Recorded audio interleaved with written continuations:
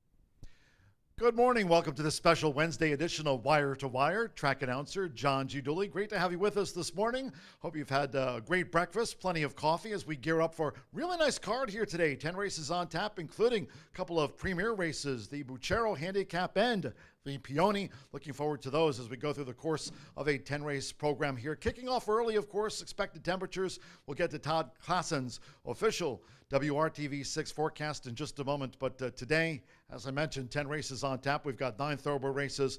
We'll close with a quarter horse dash round about the 2:30 hour, so just past 2 o'clock. We'll be wrapping up the card here with that bright and early maiden kickoff for the 10 a.m. opener here today. Speaking of the weather, again, continuing near record temperatures here in central Indiana for the official forecast as we kick off bright and early today. Let's check in. Speaking of Todd Klassen, it's TK at WRTV 6. Todd? From Indy's streaming news leader, this is a WRTV update. Well, John and Rachel, it's all about the heat here as we go forward into today and throughout the day tomorrow as well.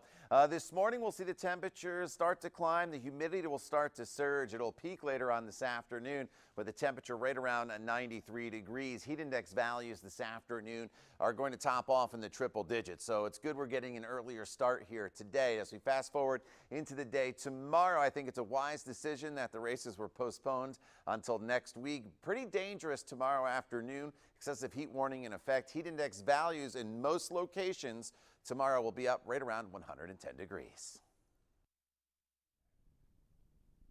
Yeah, cheers for that, Todd. As Todd Klassen, again, thanks for the forecast from WRTV 6. Our friends there mentioning that wise decision. There'll be no live racing here tomorrow. We'll get to the schedule in just a moment. But today with those 10 races on tap, main track is fast, turf course rated firm, and the turf rail position at 36 feet.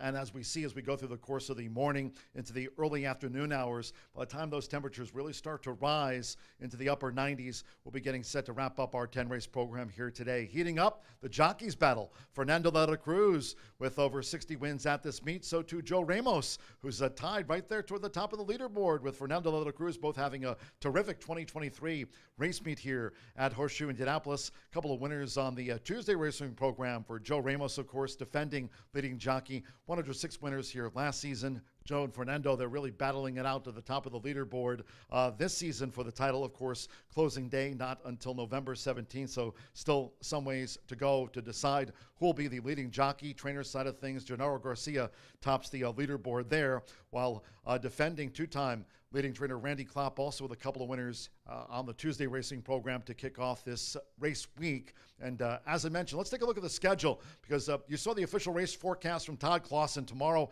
it's going to be extremely hot here, near record warmth. So with regard to our racing schedule, today we kick off bright and early. We'll be getting done round about 2:30 by the time we really warm up the afternoon. But no live racing here tomorrow. Just to point out, that Thursday card, well, that was already drawn by Chris Polson and crew here at Horseshoe Indianapolis. That's been moved. The already drawn card will be run on Monday, the 28th, with that post time at 2:30. And again, no live racing, that as usual here on Friday. And then on Saturday, that card will go off as scheduled with a 12 o'clock kickoff here on Saturday. Well, yesterday was hashtag Twitter Tuesday, and by the way, Thursday, since there'll be no racing here, Dooley's Legends handicappers, both on track and online, with a chance at a $100 top prize there to the best handicapper for Dooley's Legends. That's been moved to that Monday card, kicking off at 2:30. But today, Wednesdays are for winning. It's Racing Rachel's Warriors. Rachel will be along later this morning and this afternoon. Of course, the running of the Buchero and Peony handicaps. Looking forward to those on the card. Today, it is Racing Rachel's Warriors. Be sure to enter if you're joining us here at the First Floor OTB. You can pick up your entry blanks there. You have a chance to take home the top prize. Wednesdays are for winning. It is, after all, Racing Rachel's Warriors.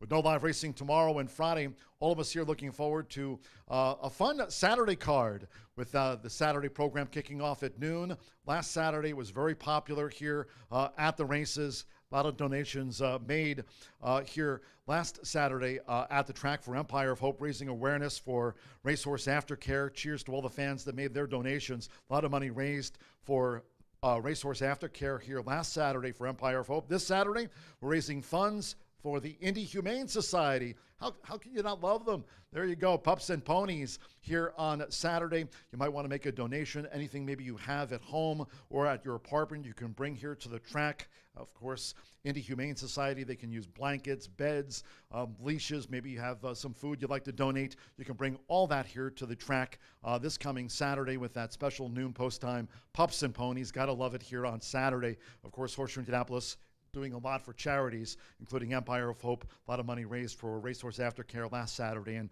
we'll be doing the same for the Indy Humane Society here this coming Saturday with that post time at noon.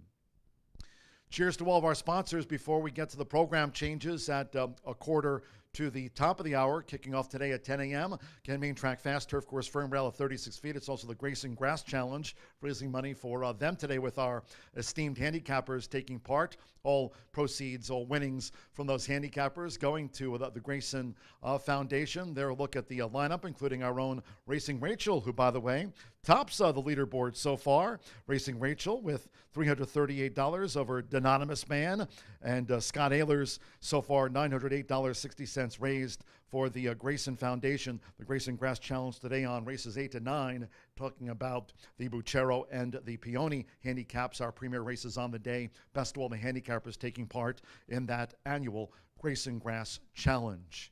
Once again, cheers to our sponsors in 2023. Talking about High Bar Real Estate, you can reach out to them at 317-512-3767. They're on Facebook and Instagram as well. We'd love to hear from all of you on social media. You can reach out to me at John G. Dooley. Also, Racing Rachel. At Racing Rachel M, on IG at Racing Rachel M. Martha Clausen, she'll be talking about the quarter horse finale later today around the 2:30 hour or so. Again, as we beat the heat, Martha Clausen and Brian Aragoni. And Mr. B Analyst, of course, will also be providing his thoughts and analysis on today's really terrific card from start to finish. Track-wise, at HS Indy Racing, of course, you can follow the track and casino on IG at Horseshoe Indy, of course. Horseshoe Indianapolis Casino here 24/7 on our YouTube channel at Horseshoe Indianapolis Racing. So again, as we get closer to the 10 a.m. opener here today, thanks to our sponsors, High Bar Real Estate, also Brown Foreman, Tequila Herradura Corbel, and Breed Development, sponsoring racing here at Horseshoe Indianapolis in 2023. It's going to be a hot one. We're starting early with that 10 a.m. kickoff.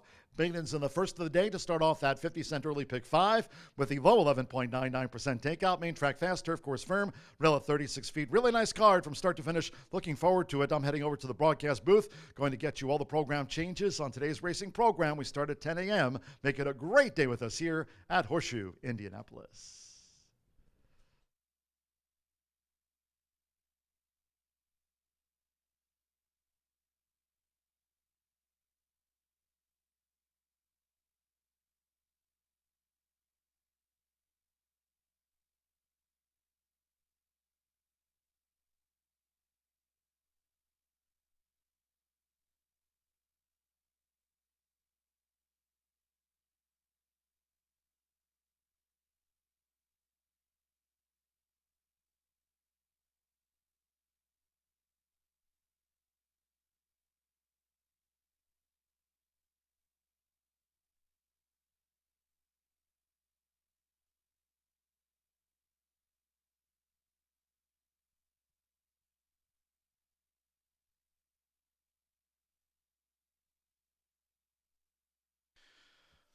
Once again, good morning from Horseshoe Indianapolis. Hello now from the broadcast booth.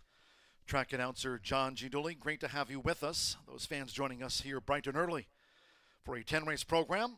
Featured handicaps, the Buchero and Peony handicaps on today's 10-race card. Under sunny skies, temperatures will be warming up through the morning and afternoon hours. Main track fast, turf course firm, rail at 36 feet. Let's take a look at the changes and corrections on today's racing program. Opening maiden starts the 50-cent early pick 5, low 11.99% takeout on both pick 5s here all season long. And from the maiden opener, scratch the 10 Nixa. Number 10 Nixa has been scratched at the top of the card. No rider changes in the maiden opener. Number 6 gets Storm Away 2 pounds over in the 10 a.m. In the second race, maiden sprint starts off the 50-cent early pick 4. Here's scratch 4, Logan Attack. 7 Snurdly, and the 8 San Ronan. Scratch the 4, 7, and number 8. From the third, next sprint, scratch the 1 Touch of Chili Pepper, and the 2 Prince Act. Scratch the 1, and number 2. 3, That Kenny, a change of jockey to Eddie Perez. Eddie Perez on the 5-time winner. Number 3, That Kenny. 8 Highest Praise, 1 pound over. To the fourth race we go. Maiden Juvenile Fillies Turf Sprint. Scratch the 8, Vacation. Number 8, Vacation, has been scratched. 10 Cashmere Justice, 2 pounds over. Race 5, midpoint on the card. Starts the 50-cent late fire pick 5. Once again, low 11.99% takeout on both pick 5s here all season long. Scratch the 4, Bright Brian. Number 4, Bright Brian, has been scratched. 7 Victor's Deal, a change of jockey to Alex Achard. There you see the jockey change. 2-time winner Victor's Deal will be partnered with Alex Achard in the 5th race. To the 6th race we go. Maiden Fillies Mares Turf Mile.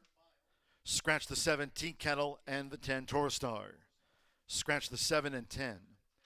Number 9, Mally Bally, a change of jockey to Manny Esquivel. Manny Esquivel. On the 9, Malibali. Race 7 from this sprint, scratch 6 Pickle Feet, and the 9 Conquered. Scratch the 6 and number 9. There's a jockey change for the 12. He be ready to McKenna Anderson. Wait's okay. McKenna Anderson will ride number 12. He be ready. 5 Commando Joe, 1 pound over. Makes the weight there 119. A couple of handicaps. Real nice card here with the early start. Race 8, the Peony. Scratch the 8 Mint Chocolate Chip and the 14 No Trust. Noting the 13 Gio's Baby Girl draws in. Gio's Baby Girl, the 13 will run. Scratch the 8 to number 14. And the 2 Miss Love Shack will be ridden by Gabriel Saez. Gabriel Saez on number 2, Miss Love Shack in the Peony. Following that, race 9, the Buchero. Scratch the 5, Me and Chili. 7 Prince Shim, 13 Latigo, and the 14 Rock and Justice. Scratch the 5-7, 13 and number 14. The 2 Mowins, that 4-time winner will be ridden today by Edgar Morales. Edgar Morales on the 2 Mowins, race 9, the Buchero. Add to those handicaps, race 10, final quarter horse, dash of the day over the 300 yards, scheduled off round about 2:30 p.m. These overweights, 1 quiet conversation plus 3, 2 good times Stoley 3 over, 3 My Liquid Love, 1 pound over, makes the weight now 129 there. Number 4, the First Dynasty plus 5 pounds, 5 Knockout Queen, and 4 pounds to the listed weight.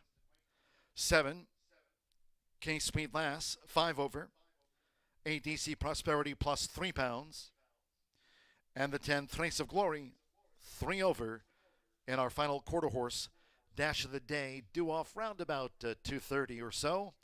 The opener due off in 9 minutes time, maiden to start the 50-cent early pick 5 at the top of the hour. Sunny skies, temperature wise, near record warmth here. Temperatures rising throughout the morning and into the afternoon hours. First of the day due off at 10 a.m. Fast track, turf course firm, rail at 36 feet. Make it a great morning and afternoon with us here at Horseshoe Indianapolis.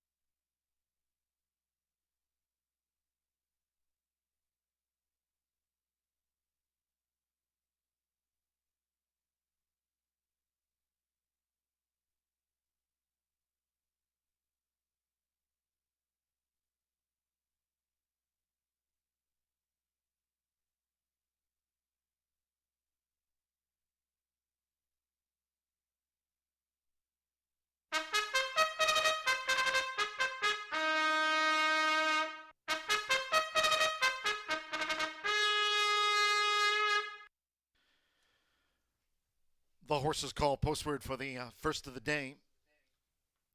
Starting the card at the top of the hour with a maiden.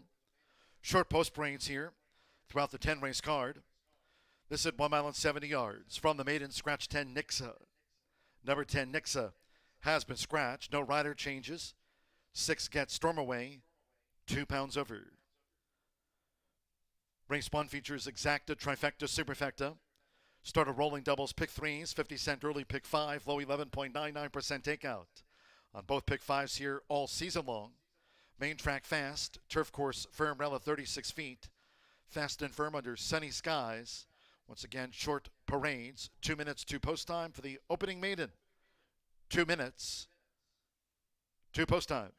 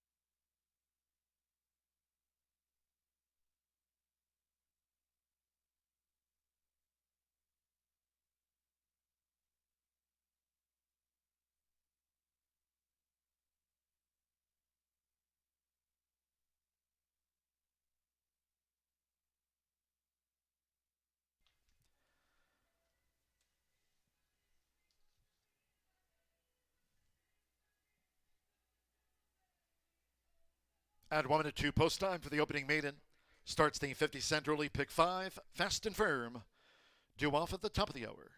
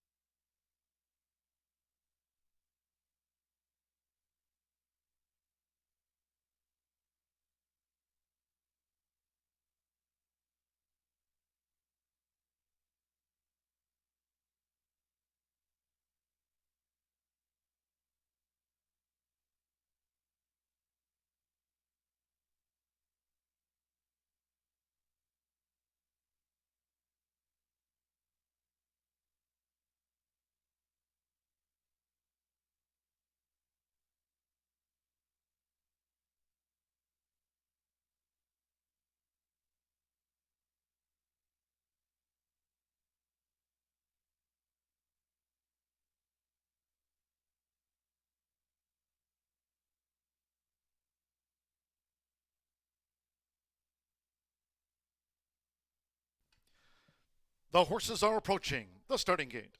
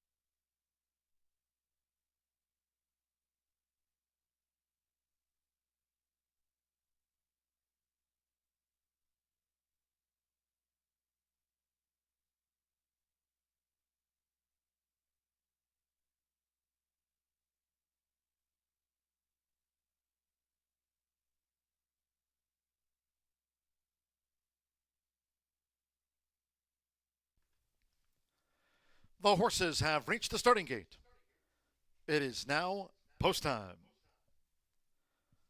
They're going in. Edgar Morales with Dishing It Out. Orlando Mexico with Patty's Wish True 5. Now Cesar Escuenta with Get Stormaway in the orange silks. Alberto Burgos with Explosive Skies, like Dishing It Out, both for Gary Patrick. Explosive Skies with the purple cap. Josh Morales, Zipsy Rose Lee.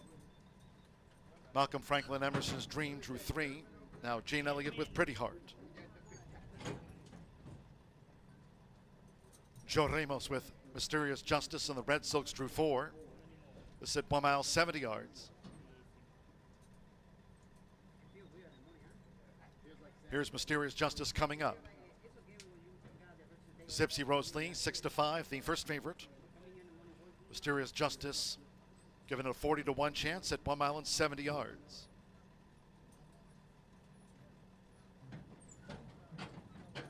Stand by one more. Simi Bermudez with 6-time started Pat's Palace. Main track fast. It's the first of 10 races on tap today. Good morning. They're in the gate. Going running at Horseshoe Indianapolis. Not the best of starts. Explosive Skies reared up and was slow to go, and Patty's Wish unseated his pilot, Orlando Mexico, who's trying to get up in front of the gate here at the 1 mile, 70 yard start as they round the first turn. It's Pretty Heart, and on the outside, Pat's Palace. They're vying for it as they go to the back from Dishing It Out with the white cap. Emerson's Dream is running in 4th. Then Zipsy Rose Lee is racing next in 5th. It's a break of 3.5 toward the inside. Explosive Skies with Mysterious Justice, and in between horses, Get Stormaway trails here in the Wednesday opener. And jockey Orlando Mexico, unseated from Patty's Wish at the start, has now walked off the track here. The opening quarter in 24.95 seconds, nearing the half-mile pole, still these two. Pat's Palace and Pretty Heart narrowly with the rail. They're tracked by Dishing It Out in the white cap. Then comes Zipsy Rose Lee, who looks to improve from 4th. Explosive Skies 5th. Emerson's Dream is 6th. They have just over 3 furlongs to go. Mysterious Justice being asked to pick up, and Get Stormaway now being outrun by the rest. Half mile in 49.31 seconds, nearing the quarter pole. Pat's Palace took the top. Pretty Heart Vibe, but has dropped back, and Dishing It Out is a close second. As these maiden fillies of mare turn for home, Zipsy Rose Lee in 4th. Emerson's Dream, Mysterious Justice. Then to the inside, Explosive Skies, and the distant is Get Stormaway. Homeward bound, 3/4 1 minute 14.33 seconds with Sammy Bermudez. Pat's Palace 1 furlong away and a 5-length leader. We're charging Zipsy Rose Lee. Then Dishing It Out. Pretty Heart. Emerson's Dream is next. They come past the 16th, and it's Pat's Palace home. Pat's Palace. Pat's Palace has scored the winning run by 4 from Zipsy Rose Lee. Dishing It Out was 3rd, then Emerson's Dream and Pretty Heart.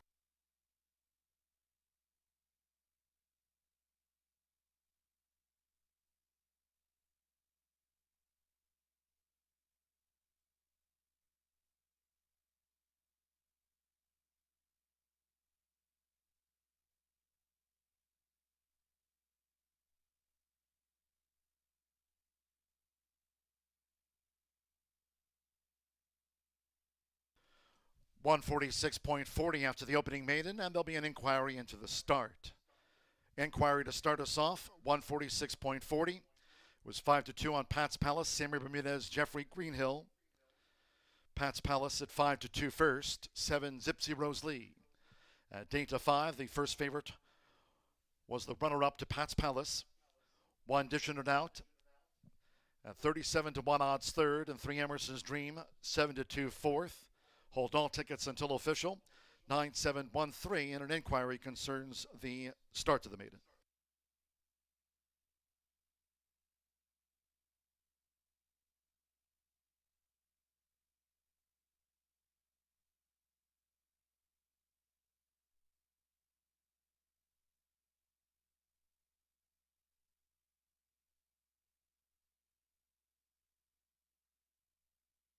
Note there was an inquiry into the start of the maiden. 9713, the run order. Stewards noting at the start that the 2 Explosive Skies reared up on her own accord. Dropped back soon to last. Explosive Skies declared a starter, and 5 Patty's Wish stumbled coming out to the gate, and seated Orlando Mexica, who did walk off the track back to the jockey's room here. Both declared starters. It's Pat's Palace who has beaten home Zipsy Rose Lee. Dishner now third, and Emerson's Dream fourth. All declared starters after an inquiry into the break.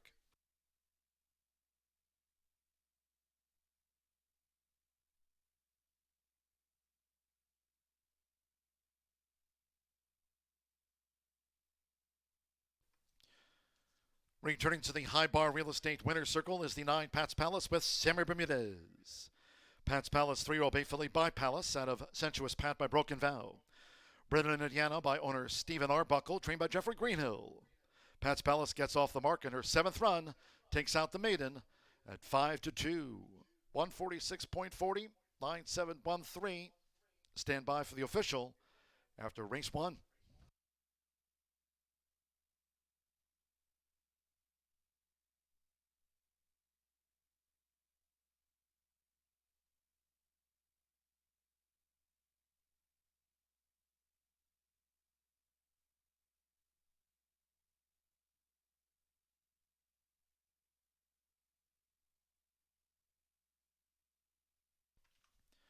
Result confirmed by the judges. Race 1 official.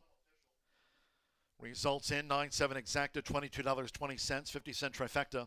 9-7-1 paid $90.10, and with Emerson's Dream fourth. The 10-cent superfecta, 9-7-1-3 paid $74.25. The 10 was a non-runner in the maiden opener. Favorite, second. 9 ran, 146.40.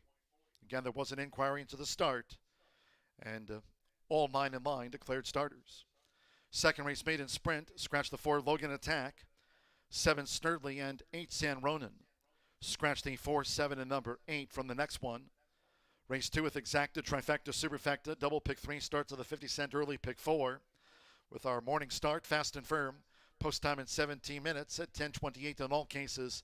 Please do make your selections and wagers early. Thank you. Coming up, our first replay of the day of the maiden. Hope you had a bet on Pat's Palace.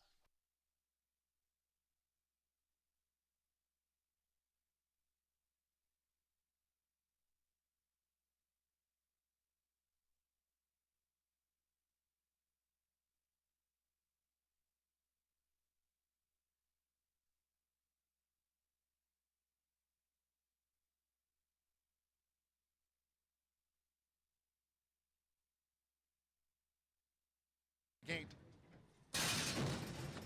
Going and running at Horseshoe Indianapolis.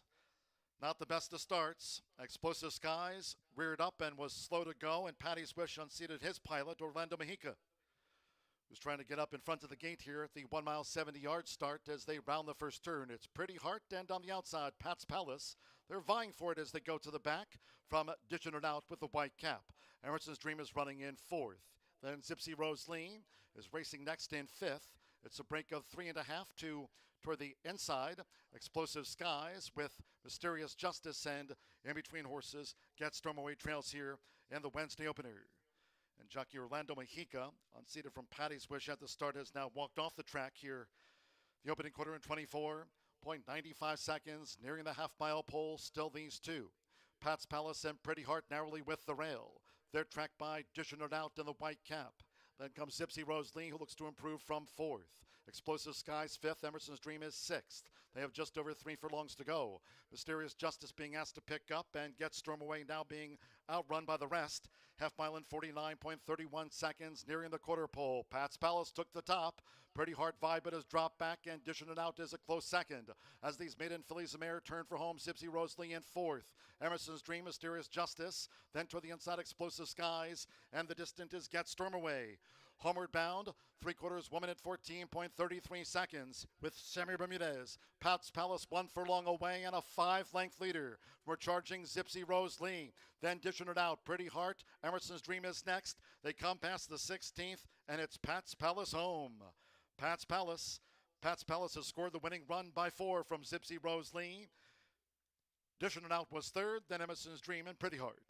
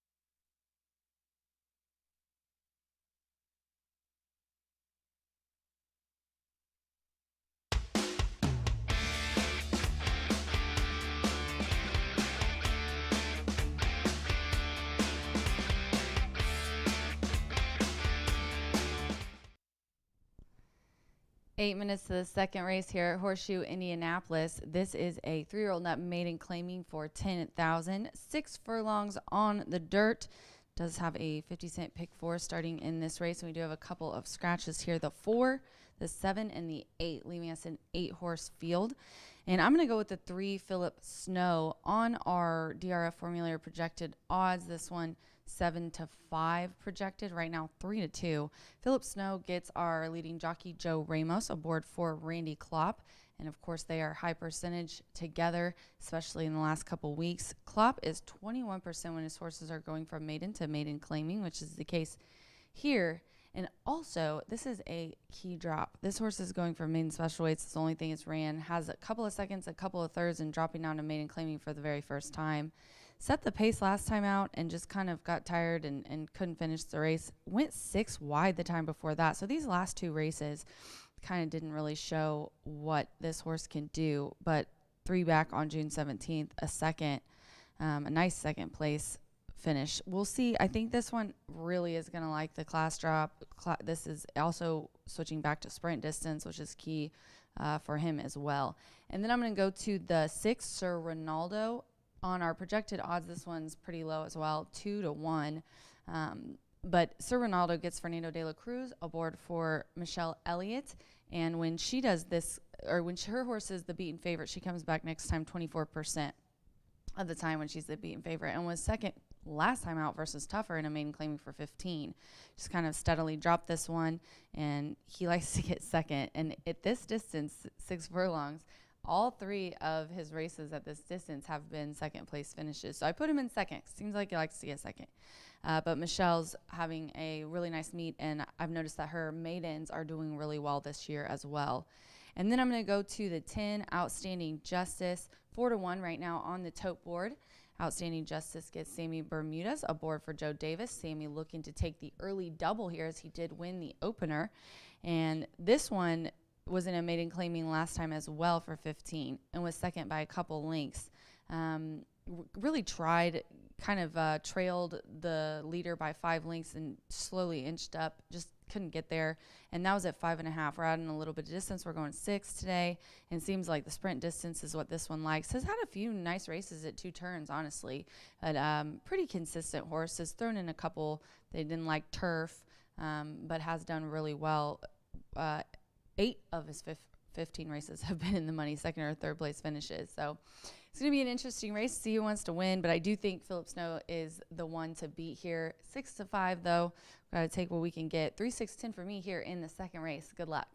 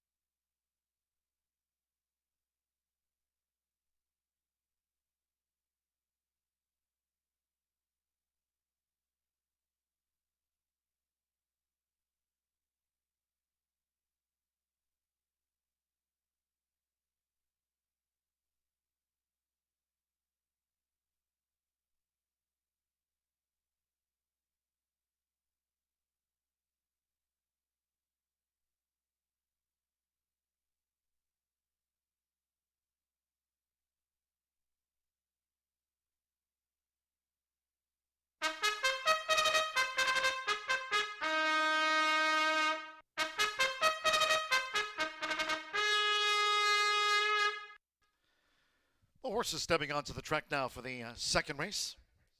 The Spade and Sprint carded at the 6 furlongs. Fast and Firm, a field of 8. Scratch the 4, Logan Attack. 7, Snurdly, and 8, San Ronan. Scratch the 4, 7, and 8 from the maiden sprint. Race 2 features Exacta, Trifecta, Superfecta. Double pick 3 and starts at the 50-cent early pick 4. 3 minutes to post time. 3 minutes to the off.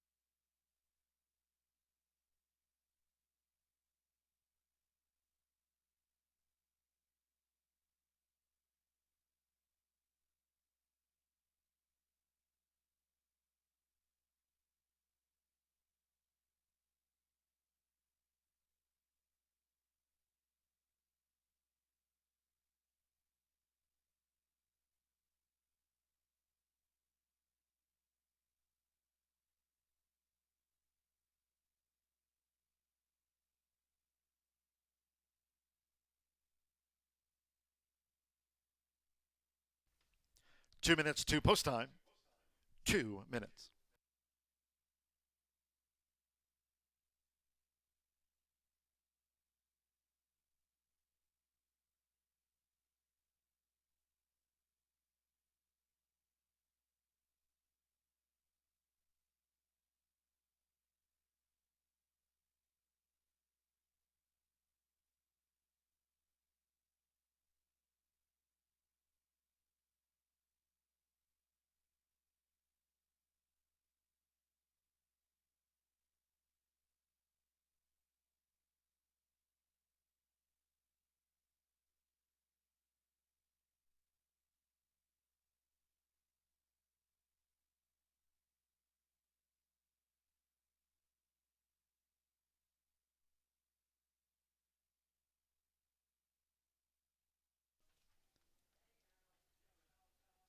We've drawn to within 1 minute to post time for this maiden sprint. Starts at the 50-cent early pick 4, Fast and Firm.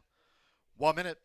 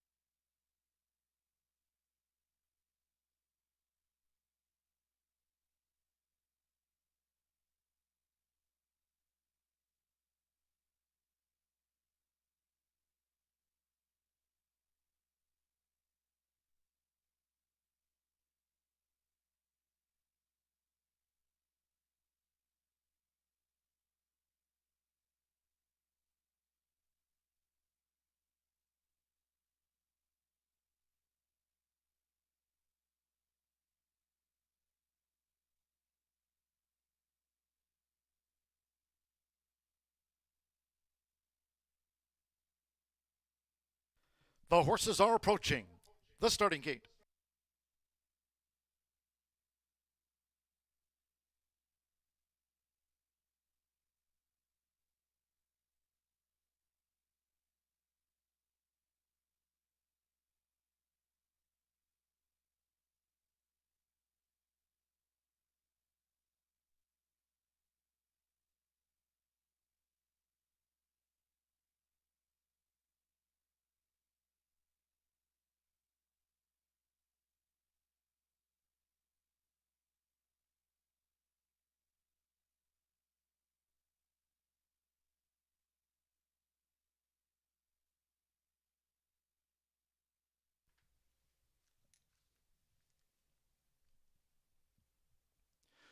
The horses have reached the starting gate. It is now post time. Loading in front of starter Ray Kuick. Student Prince, Matilda Burnham claims the 10-pound apprentice allowance with 3 career wins. Fernando de la Cruz with Sir Ronaldo. Now Miguel Perez, Sparky the Slayer drew 2. Anthony Zaloa with Big Boy Vic. Joe Ramos, Philip Snow the Gray. Outstanding Justice, Samuel Bermudez riding for the opening double. Couple them back. Racing in My Heart, Yoel Navas claims the 7-pound apprentice allowance. Here's Racing in My Heart. Philip Snow, 6-2-5 favorite. Air Horse 1 Drone View over the 6 furlongs. Racing in My Heart at 12-1 odds.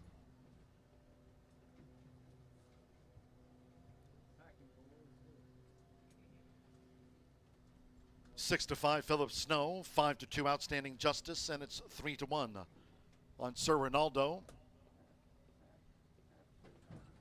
Now Racing in My Heart has joined. One more. Eddie Perez was second to no one. At 6 furlongs. It's the second on Wednesday morning here at Horseshoe Indianapolis. All in.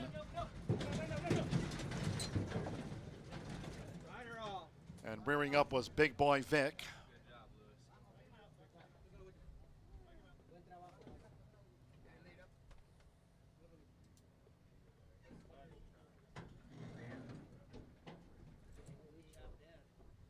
Now backing out Big Boy Vic with Andre Zaloa looking on.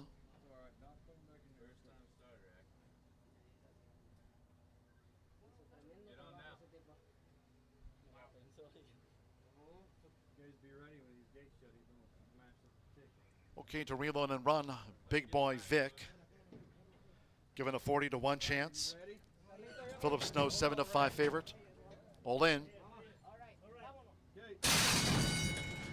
And they're off. Outstanding Justice, second to no one. Sir Ronaldo black with the white dots, and there's Sparky the Slayer, who's dashing out for the lead for Miguel Perez. Sparky the Slayer takes the front. Short lead from Sir Ronaldo as they near the half-mile pole, with second to no one showing positional pace. Well spotted third off the duel. Then comes Outstanding Justice after a sharp start, now running in fourth. Toward the rail, Student Prince running in fifth. Racing My Heart has a pink cap, and then the gray Philip Snow, and after acting up in the gate, Big Boy Vic trails the maiden sprint. The quarter 22.19 seconds. They roll to 3 furlongs from home. Sir Ronaldo battles Sparky the Slayer. Second to no one is drawing in. Coming toward the top of the stretch. Then it's Racing in My Heart. Philip Snow on the far outside. Toward the inside, Outstanding Justice with Student Prince End. Big Boy Vic is last. Heads are turned for home, and here comes second to no one with a sweep. Sir Ronaldo toward the inside. Racing in My Heart. Half mile, 45.99 seconds. It's Sir Ronaldo. Sir Ronaldo's 2 lengths in front of second to no one, trying to lift. Racing in My Heart. Philip Snow toward the rail. They're close to the finish. Sir Ronaldo, and on the outside, second to no one for Eddie Perez. Second to no one gets the result. Reeled Sir Ronaldo in. Racing in My Heart. Philip Snow finished fourth.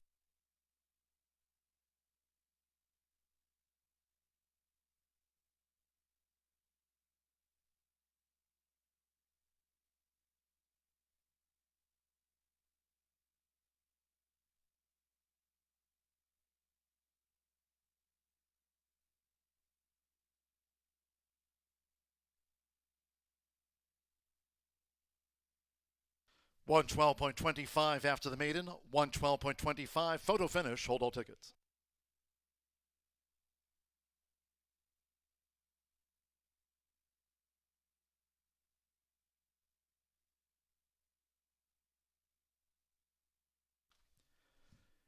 (11.653). Judges now have posted the full run order after race 2. Number 11, second to no one. 5-1 first. 6, Sir Ronaldo. At 7-2 was caught. 5, Racing in My Heart at 8-1 third. And 3, Philip Snow, 7-5 favorite, ran fourth. 112.25. Eddie Perez teaming with Bob Gorham again this meet. Son of Tiz Sardonic Joe for Marion Gorham. Second to no one was just that at 5-1. Second to no one.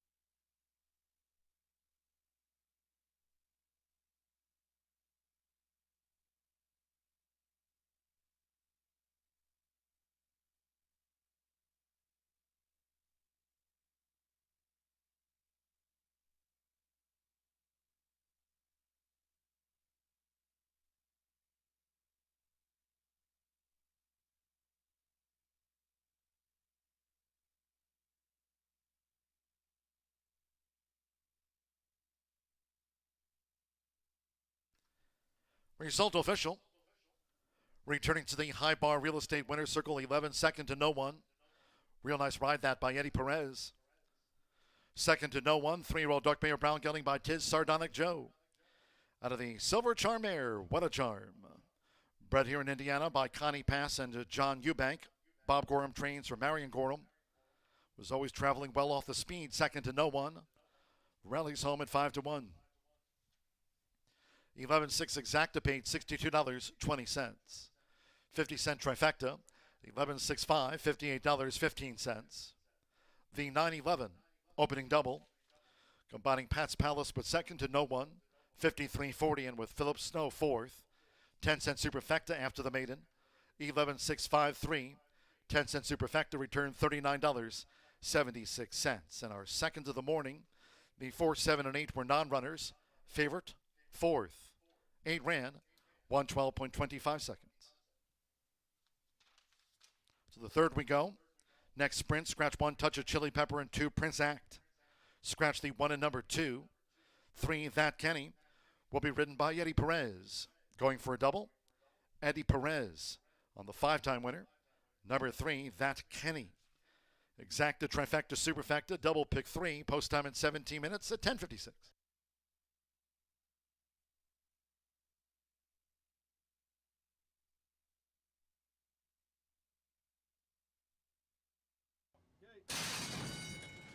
And they're off. Outstanding Justice, second to no one. Sir Ronaldo black with the white dots, and there's Sparky the Slayer, who's dashing out for the lead for Miguel Perez. Sparky the Slayer takes the front. Short lead from Sir Ronaldo as they near the half-mile pole, with second to no one showing positional pace. Well spotted third off the duel. Then comes Outstanding Justice after a sharp start, now running in fourth. Toward the rail, Student Prince running in fifth. Racing My Heart has a pink cap, and then the gray Philip Snow, and after acting up in the gate, Big Boy Vic trails the maiden sprint. The quarter 22.19 seconds. They roll to 3 furlongs from home. Sir Ronaldo battles Sparky the Slayer. Second to no one is drawing in. Coming toward the top of the stretch. Then it's Racing in My Heart. Philip Snow on the far outside. Toward the inside, Outstanding Justice with Student Prince End. Big Boy Vic is last. Heads are turned for home, and here comes second to no one with a sweep. Sir Ronaldo toward the inside, Racing in My Heart. Half mile, 45.99 seconds. It's Sir Ronaldo. Sir Ronaldo's 2 lengths in front of second to no one, trying to lift. Racing in My Heart, Philip Snow toward the rail. They're close to the finish. Sir Ronaldo, and on the outside, second to no one for Eddie Perez. Second to no one gets the result. Reeled Sir Ronaldo in. Racing in My Heart, Philip Snow finished fourth.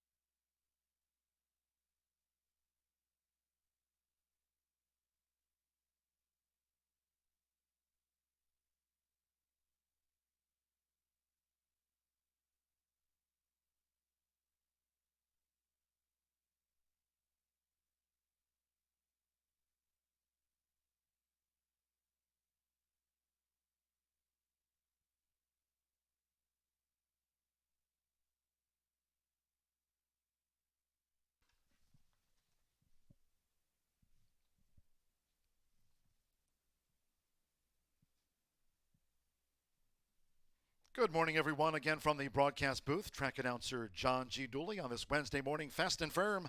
Coming up later today, running of the Buchero Handicap and the Peony Handicap. Our premier races on this Wednesday card that kicked off at 10 a.m. Today's edition of Dooley's Data. Let's take a look at some trainer stats this month here at the Shoe. Leading trainer, Gennaro Garcia, has won 14 races during this month of August, of course. Racing here on Saturday with Pups and Ponies kicking off at noon. And don't forget, no live racing tomorrow. Our Thursday card has been moved to Monday with 2:30 post time on Monday. Steve Asmussen, Hall of Famer, and Randy Klopp have each won 6 races in August here at Horseshoe Indianapolis. In the meantime, Aaron West has the best win percentage this month at 40%.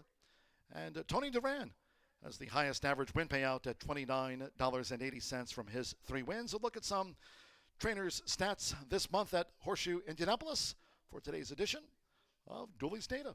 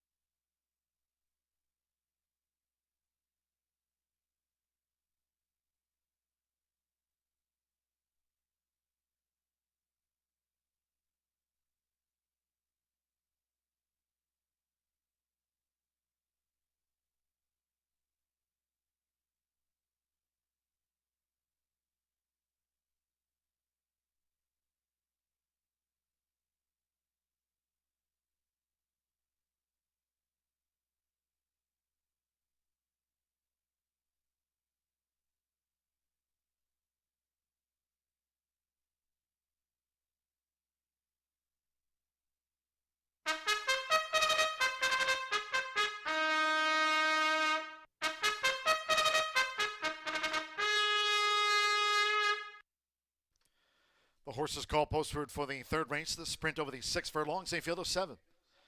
Scratch 1 touch of Chili Pepper and 2 Prince Act. Scratch the 1 and number 2 from the race card. 3 That Kenny. A change of jockey for the 5-time winner to Eddie Perez. Won our seconds of the day. Eddie Perez rides the 3. That Kenny leads the parade. Exacta, trifecta, superfecta, double pick 3, fast and firm. Short post parades nearing the 11 o'clock hour. 1 minute.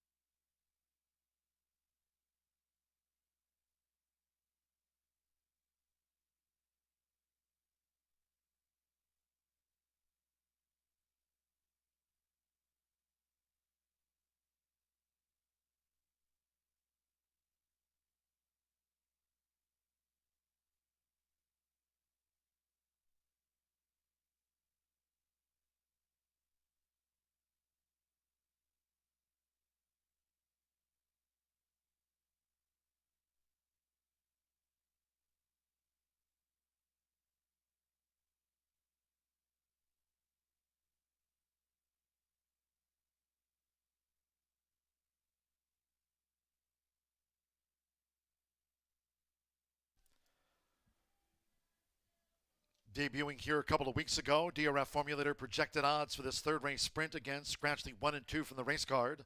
Fast and firm. Look at the live odds and the DRF Formulator projected odds for the third race sprint due off.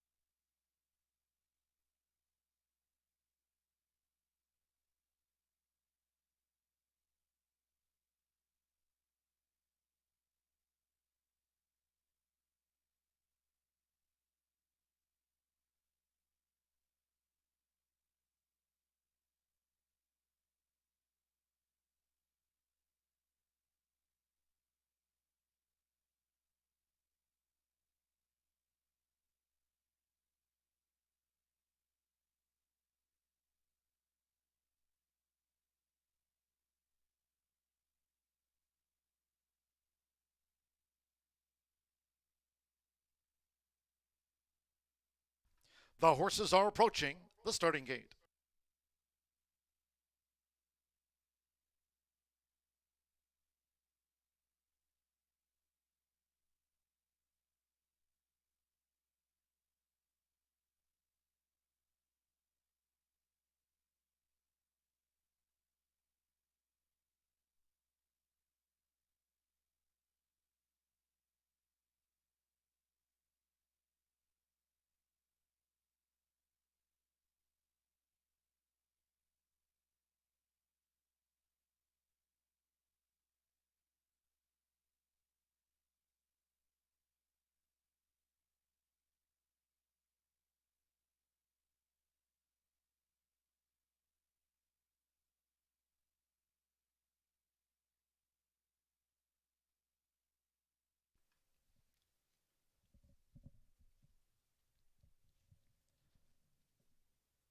The horses have reached the starting gate.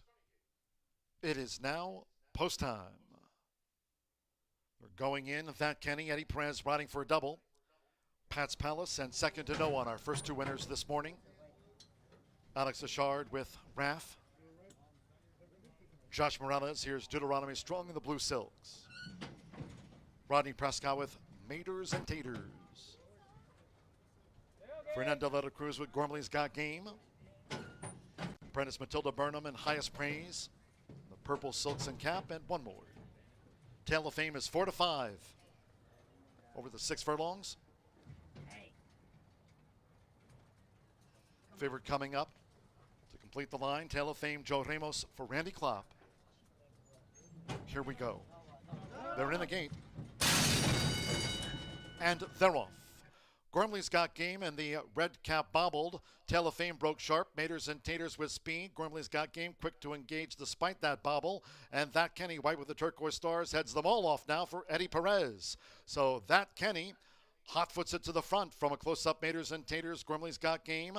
Tale of Fame fourth on the outside, the favorite, as they dash past the half mile. This quartet clear from Raff with to the inside Deuteronomy Strong and wide Highest Praise has drifted back to be seventh and last. The quarter was 22.31 seconds, 3 furlongs from home, and Maters and Taters took the top from That Kenny, who's dropped back. Right there is on the outside Gormley's Got Game, and farther out Tale of Fame starts a move coming toward the quarter pole. It's Gormley's Got Game who's just the leader from Maters and Taters with the black cap, and Tale of Fame sweeping on the far outside.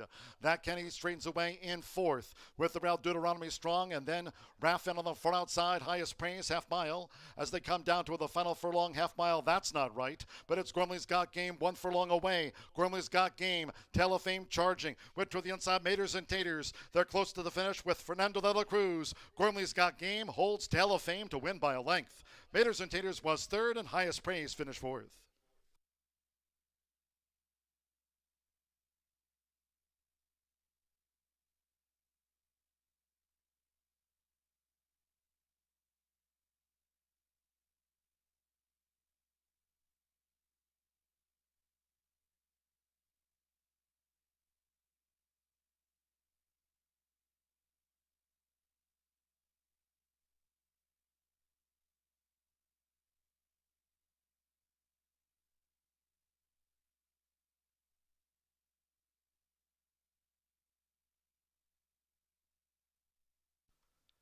.110.40 was the posted final for the sprint. 110.40 seconds, 5.978 the order.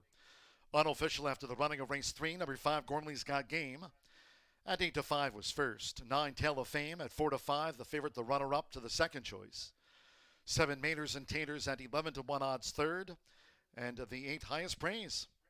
Another in the money finish to complete the superfecta for Matilda Burnham. Claims the 10 pounds, 72-1 on Highest Praise getting into the frame. 5.978. It's Gormley's Got Game, Fernando Letta Cruz. For leading trainer General Garcia at 8-5, Gormley's Got Game.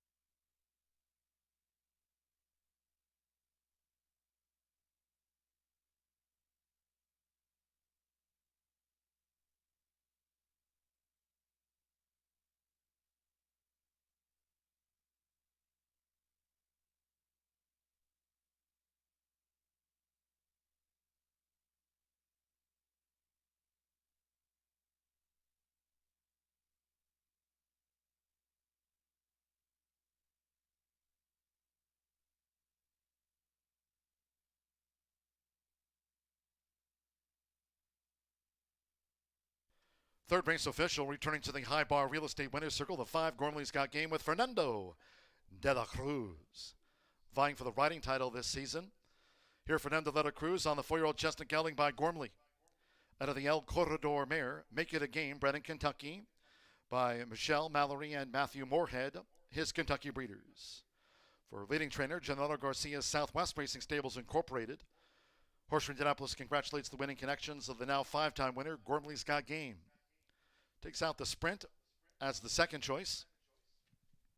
5-9 exacta, $9 even. The 50-cent trifecta paid $10.25. First pick 3 of the morning. 9 with the 11 with the 5. Pat's Palace to second to no one to Gormley's Got Game. Our first 3 winners. 50-cent pick 3. Starts off the card. 11-5 double, $59 even. Highest praise gets into the frame for Matilda Burnham. 10-cent superfecta, 5-9-7-8, $13.46. And that opening pick 3 paid $43.30. 1 and 2 were non-runners. Favorite second. 7 ran, 110.40 seconds. Winner claimed. 5 Gormley's Got Game for $5,000 going to new owner Dawn Peckinpah. Trainer Dwayne Swingley claimed Gormley's Got Game. Won the sprint at 110.40. Fourth race to the turf we go. Course firm around the 36 feet this race week. Once again, no live racing tomorrow.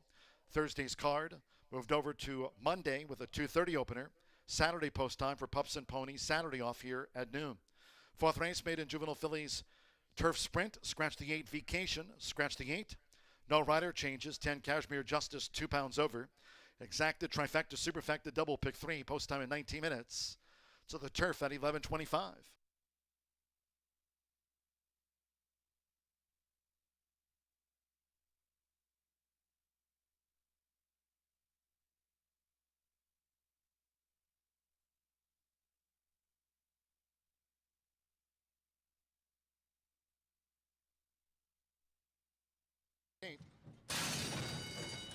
And they're off. Gormley's Got Game and the red cap bobbled. Tail of Fame broke sharp. Maters and Taters with speed. Gormley's Got Game quick to engage despite that bobble. And that Kenny White with the turquoise stars heads them all off now for Eddie Perez. So that Kenny hot foots it to the front from a close-up. Maters and Taters. Gormley's Got Game. Tail of Fame fourth on the outside, the favorite, as they dash past the half mile. This quartet clear from Raff with to the inside Deuteronomy strong and wide. Highest praise has drifted back to be seventh and last. The quarter was 22.31 seconds, 3 furlongs from home, and Maters and Taters took the top from that Kenny, who's dropped back. Right there is on the outside, Gormley's Got Game, and farther out, Tail of Fame starts a move coming toward the quarter pole. It's Gormley's Got Game, who's just the leader from Maters and Taters with the black cap, and Tail of Fame sweeping on the far outside. That Kenny straightens away in fourth with the route Deuteronomy strong, and then Raffin on the far outside. Highest praise, half mile, as they come down to the final furlong, half mile. That's not right, but it's Gormley's Got Game, 1 furlong away. Gormley's Got Game, Tail of Fame charging. With to the inside, Maters and Taters. They're close to the finish with Fernando de la Cruz. Gormley's Got Game holds Tail of Fame to win by a length. Maters and Taters was third, and Highest Praise finished fourth.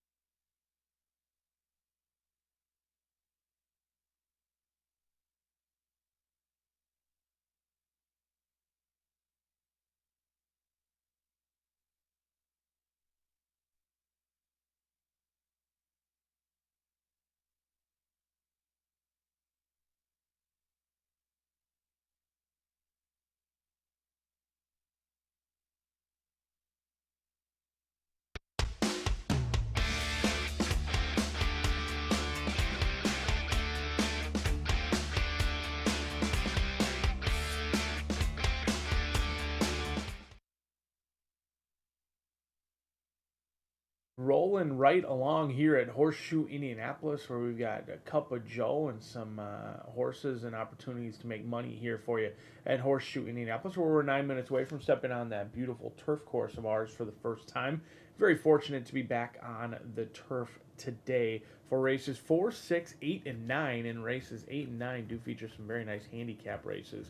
Certainly don't want to miss out on those. Race number 4 will go 5 furlongs. 2-year-old fillies looking for their first career victory in here. Scratch number 8, Vacation out. As my boss always denies any vacation request, we will deny vacation the ability to get the maiden breaking score in today's 4th. I'm going to go down to the inside with Margaret's Lady, a 2-year-old filly by Gormley, who I thought ran much better than it looked. Sometimes the running line tells you everything you need to know. Other times, the replay just showcases that this horse didn't have a great trip, was off a little bit slow, kind of a half step slow, was in between horses. For a 2-year-old filly, she certainly got a learning experience. I'm sure that was about the only great thing that happened that day for Ethan West. Margaret's Lady did get a learning experience, ran on well late, and certainly learned how to try and navigate around other horses to the left, to the right. They were a little bit all over that day. Not really much racing luck by any means for Malcolm Franklin. Now they draw the inside, which isn't that much of a concern in my opinion, because I do believe this is a horse who's going to break fine, settle in on that rail, and try and find a seam at the top of the lane. Did show the ability to close ground late. I know the running line only shows past a couple of horses and didn't really make up ground on the winner that day. It certainly ran evenly with the winner. It was just too fast for you, who got the jump that day in the clear running room. I think Margaret's Lady has a ton of upside in here. But a first-time starter on the outside, near the outside, is Aaron West. I've got the West getting their photo taken when it's all said and done. Whether it's Ethan or Aaron will remain to be seen. But this is a 2-year-old filly by Not This Time. Sammy Bermudez calls the shots. $135,000 stud fee for the Not This Time trainee, who's been working out consistently. Has a couple of good 5-furlong workouts as well. Aaron West has been red hot recently, and certainly getting his photo taken numerous times here at the dam. Charcuterie, she's been okay as a broodmare. She's only had 2 foals thus far. One of them has gone to the winner's circle. Go Bobby Joe will be the second. Big Beamster went out for Chris Hartman and had 2 wins, but never tried the turf. So the turf is a little bit of an unknown, but is taking some action right now. 15-1 morning line, currently 9-2, and it looks like DRF projections has this one right at that marker as well. Seems to be pretty accurate. A big overlay and a horse that's not taking any action at all is David Bloom's homebred in here, Tis Miss Paradise, a 2-year-old filly by Midshipman. Everyone very aware of Midshipman and the success that they have had both on the turf as well as the dirt. Another one who brings in some consistent workouts as well. 2 gate workouts, Orlando Mojica calling the shots, and Ray Hernandez usually doesn't run them into shape. They're usually ready to rock and roll at first asking, but not taking any love right now in the win pools. 18-1 on the board as Peggy's Way has established themselves as the favorite at this point. 3-1 right now. We'll see if David Crone and Howard Kravitz can get their photo taken with your current favorite, but I'm going to go down to the inside. I think Margaret's Lady in a bounce-back performance. The 2-year-old filly got a good learning experience on debut. Now I think she gets the winning one just 4 minutes away as we head to the turf for the first time right out here at the shoe.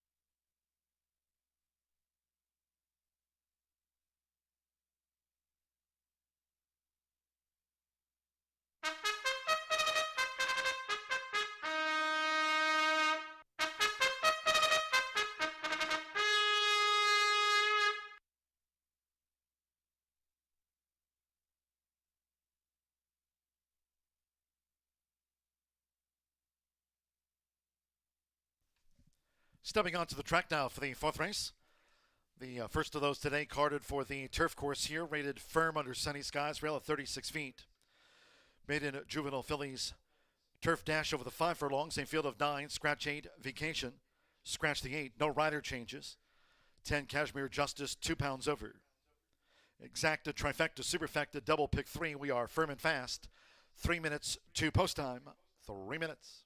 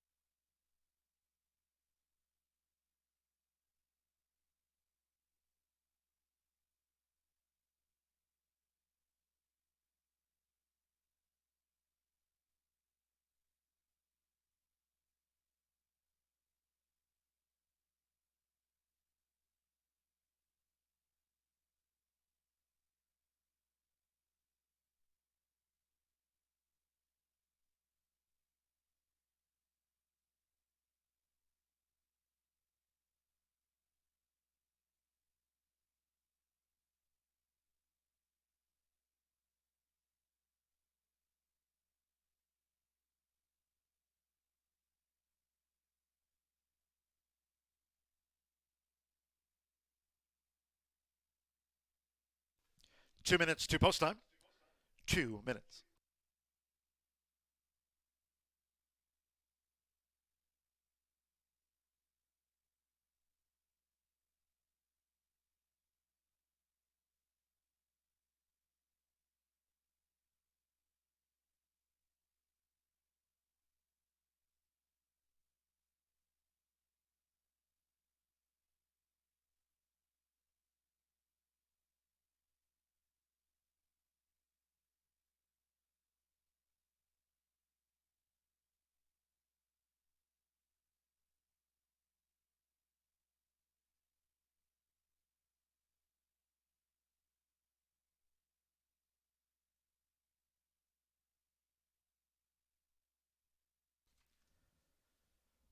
We're now just 1 minute away from post time for this Maiden Juvenile Fillies turf sprint.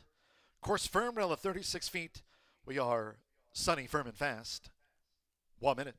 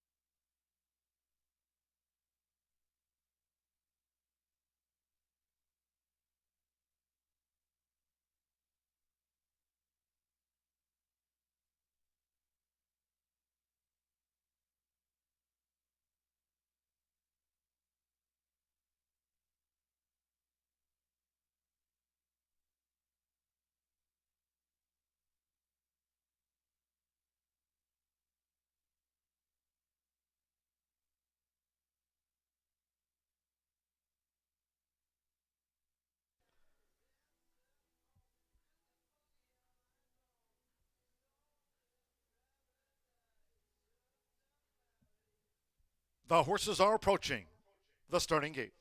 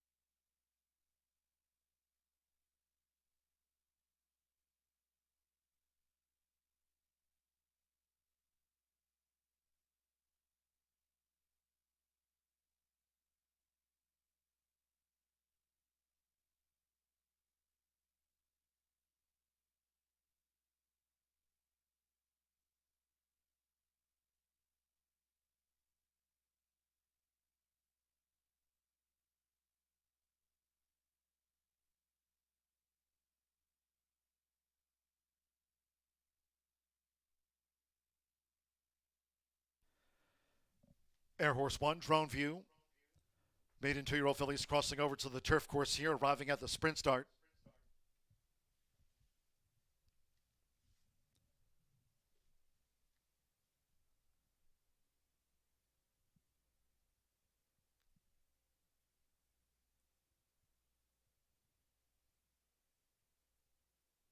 The horses have reached the starting gate. It is now post time. The first time starter, Go Go Bobby Joe, first in. Simmer Bermudez won the 10 a.m. opener. Malcolm Franklin with Margaret's Lady. We're loading up. Manny Esquivel with Peggy's Way. Margaret's Lady ain't a 5 favorite. Over the 5 furlongs. Now Edgar Morales with Rip Around. Rodney Prescott, Innocent Knight.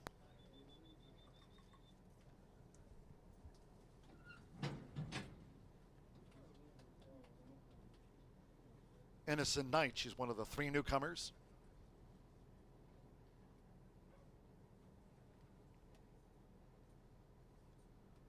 Here's the sky view. This is over the 5 furlongs for our 4th of the day.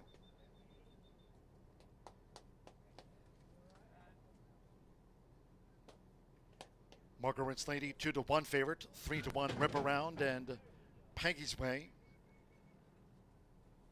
6-1 Back on Track.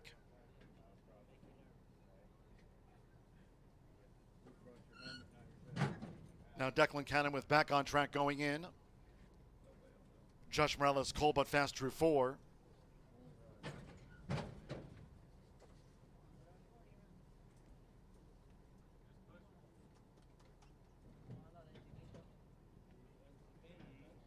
Waiting for Back on Track, and Cashmere Justice will be last. Margaret's Lady, 2-1 favorite.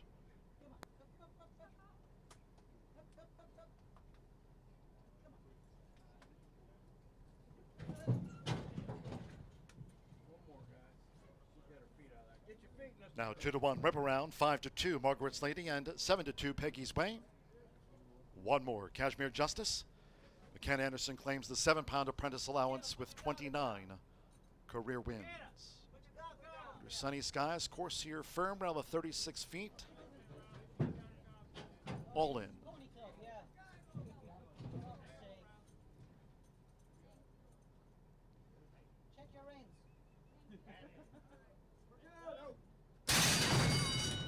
Rough and sprinting, and the newcomer Innocent Knight was slow to go. Rip Around rockets out for Edgar Morales.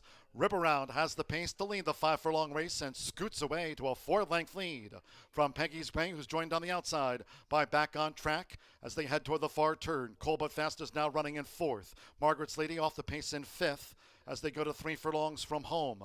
Then it's a break of 2 more. 2 on the outside, Go Go Bobby Joe as they round the far turn.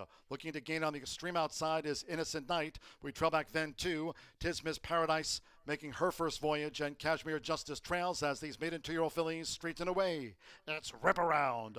Rip Around comes charging off the turn with a 6-length lead from Peggy's Way. To the inside, Cold But Fast moves through. On the far outside, Innocent Night with in between horses back on track, and Margaret's Lady also part of the chasing pack. They're close to the finish. It's Rip Around. Rip Around close to home for Edgar Morales. Rip Around broke like a rocket. Rip Around gate to wire by 3 from Cold But Fast. Then Innocent Night in a photo with Margaret's Lady. Next was Back on Track, followed home by Peggy's Way, Go-Go Bobby Joe, Tis Ms. Paradise, and Cashmere Justice at 74-1 odds was last to pull up.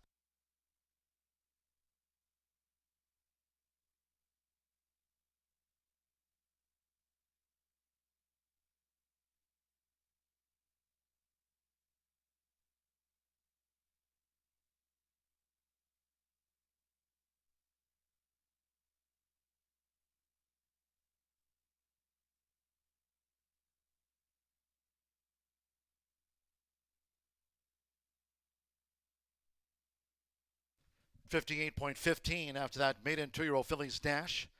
58.15 seconds, 2-4, and then a show photo. 6 and 1, 2, Rip Around. 2-1 first, 4, Cold But Fast. 12-1 second, 6, Innocent Night. 34-1 third, good debut, broke a beat slow, Innocent Night. Gets into the trifecta. 1 Margaret's Lady, 5-2 fourth, 2-4-6-1. Edgar Morales for John Ennis. Mathiasen Racing, daughter of Uncle Mo, at second asking. Rip Around at 2-1. Favorite obliges.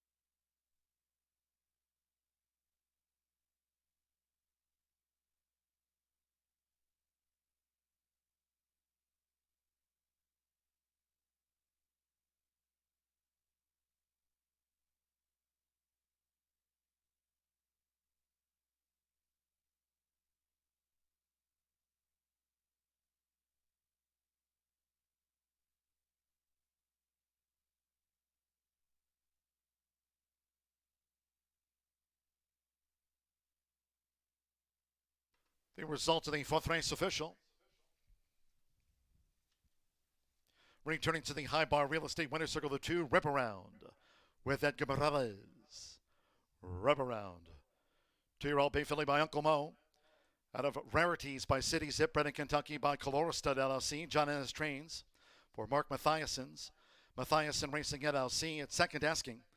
Horseshoe Indianapolis congratulates the connections of Rip Around. Takes the maiden juvenile fillies turf dash in 58.15 seconds. Results and prices after the running of race 4. 2-4 exacta paid $61.20. 50-cent trifecta, $292.80. The 50-cent pick 3 on races 2, 3, and 4 returned $35.15.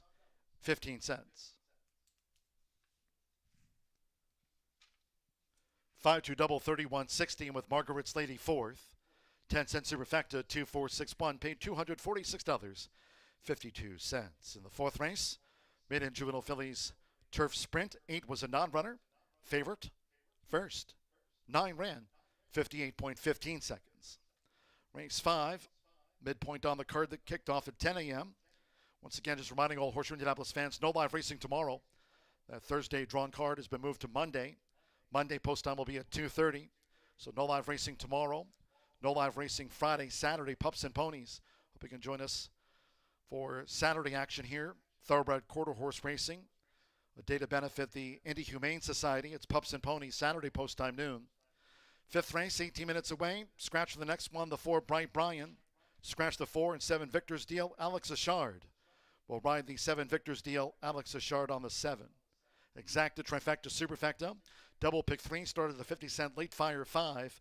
Post time 11:55.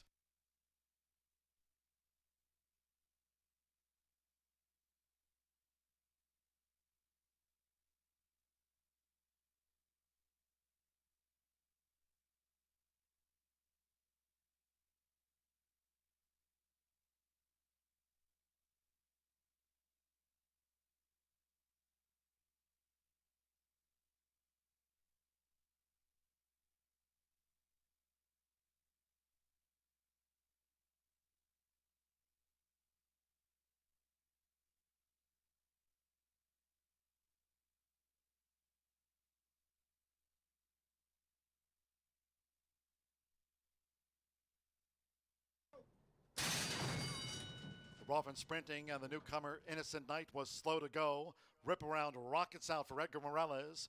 Rip Around has the pace to lead the 5 furlong race and scoots away to a 4-length lead from Peggy's Way, who's joined on the outside by Back on Track as they head toward the far turn. Cole But Fast is now running in 4th. Margaret's Lady off the pace in 5th as they go to 3 furlongs from home. Then it's a break of 2 more. 2 on the outside. Go Bobby Joe as they round the far turn. Looking to gain on the extreme outside is Innocent Knight. We trail back then to Tis Miss Paradise making her first voyage, and Cashmere Justice trails as these maiden 2-year-old fillies straighten away. It's Rip Around. Rip Around comes charging off the turn with a 6-length lead from Peggy's Way. To the inside, Cole But Fast moves through. On the front outside, Innocent Knight with in between horses Back on Track and Margaret's Lady also part of the chasing pack. They're close to the finish. It's Rip Around. Rip Around close to home for Edgar Morales. Rip Around broke like a rocket. Rip Around gate to wire by 3 from Cole But Fast. Then Innocent Knight in a photo with Margaret's Lady. Next was Back on Track, followed home by Peggy's Way. Go Bobby Joe. Tis Ms. Paradise and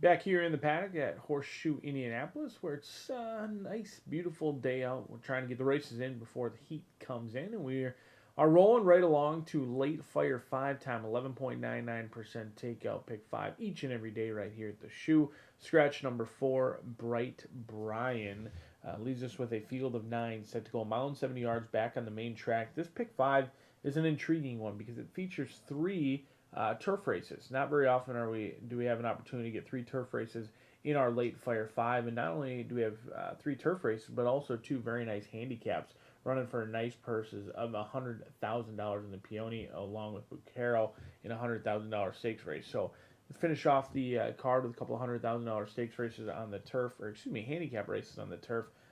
Something that you don't get an opportunity to play every day, especially with your morning cup of coffee. Let's take a look at race number 5. In here, I'm going to use my top 3 selections, and maybe not some horses that you would have expected to be in the top 3, including Hobnobbin General, who that 12-1 morning line was just too juicy in my opinion.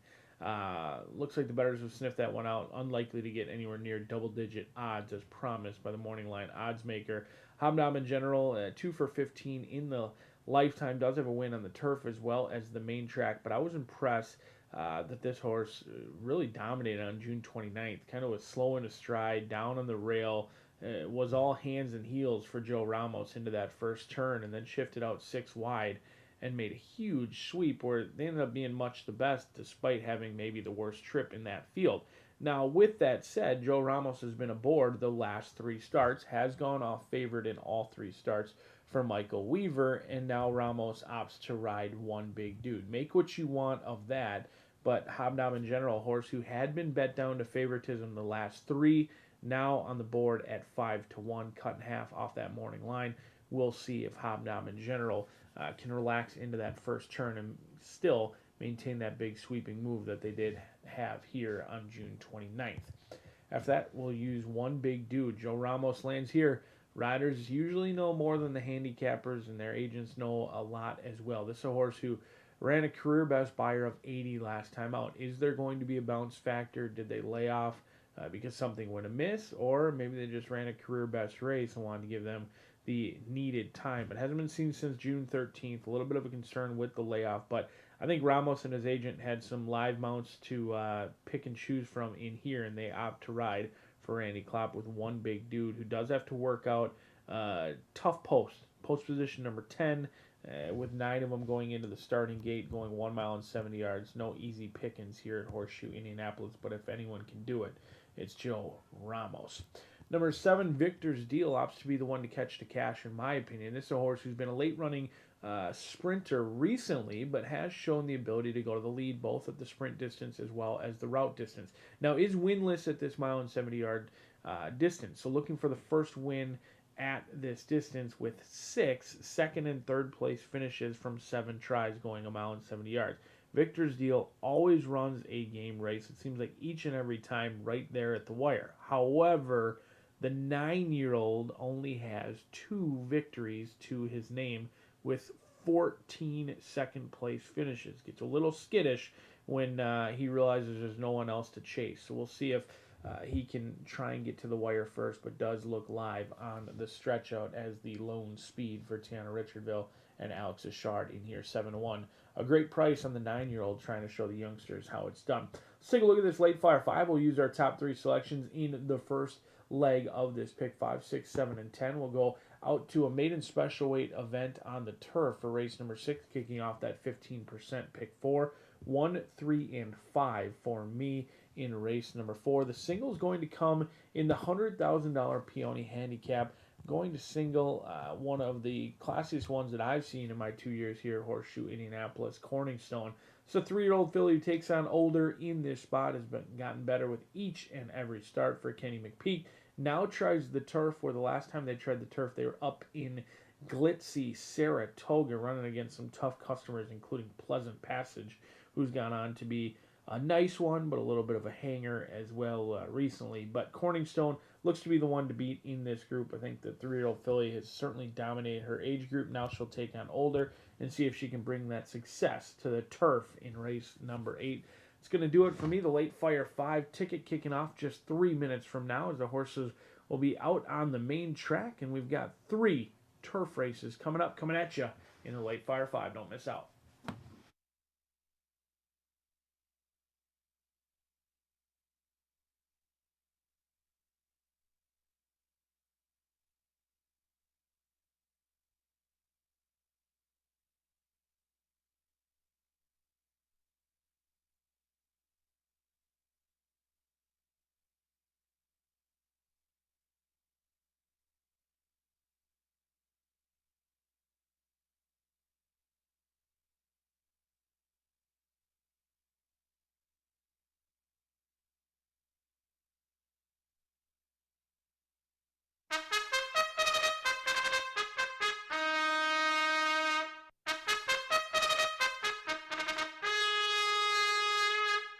The horses call postward now for the 5th race.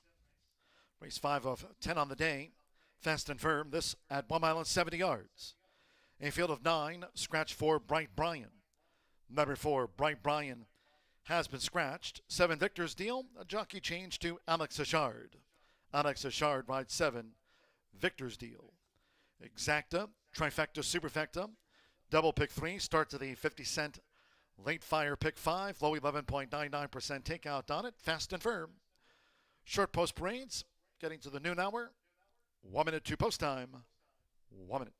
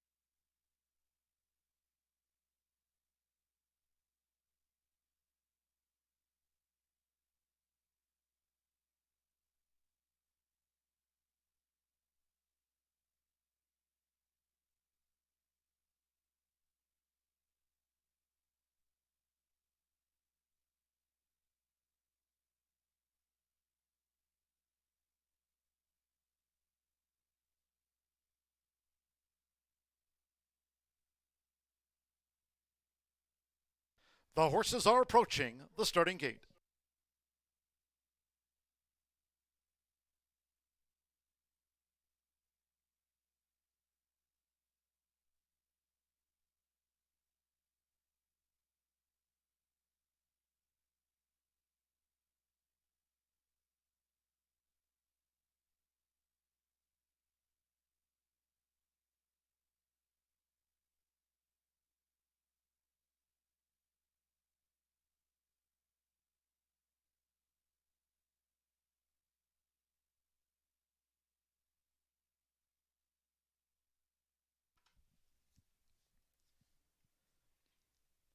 Arriving at the gate, it is now post time.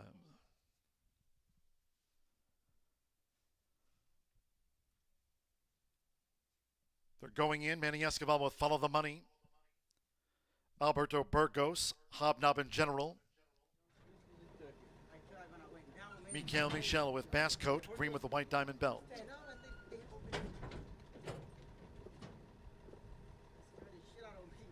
Skyview, Alex Achard, Victor's Deal. Fernando de la Cruz with Wire the Cash drew 3. Bullbriar, Edgar Morales riding for a double. Orlando Mejica, Toward the Moon going in.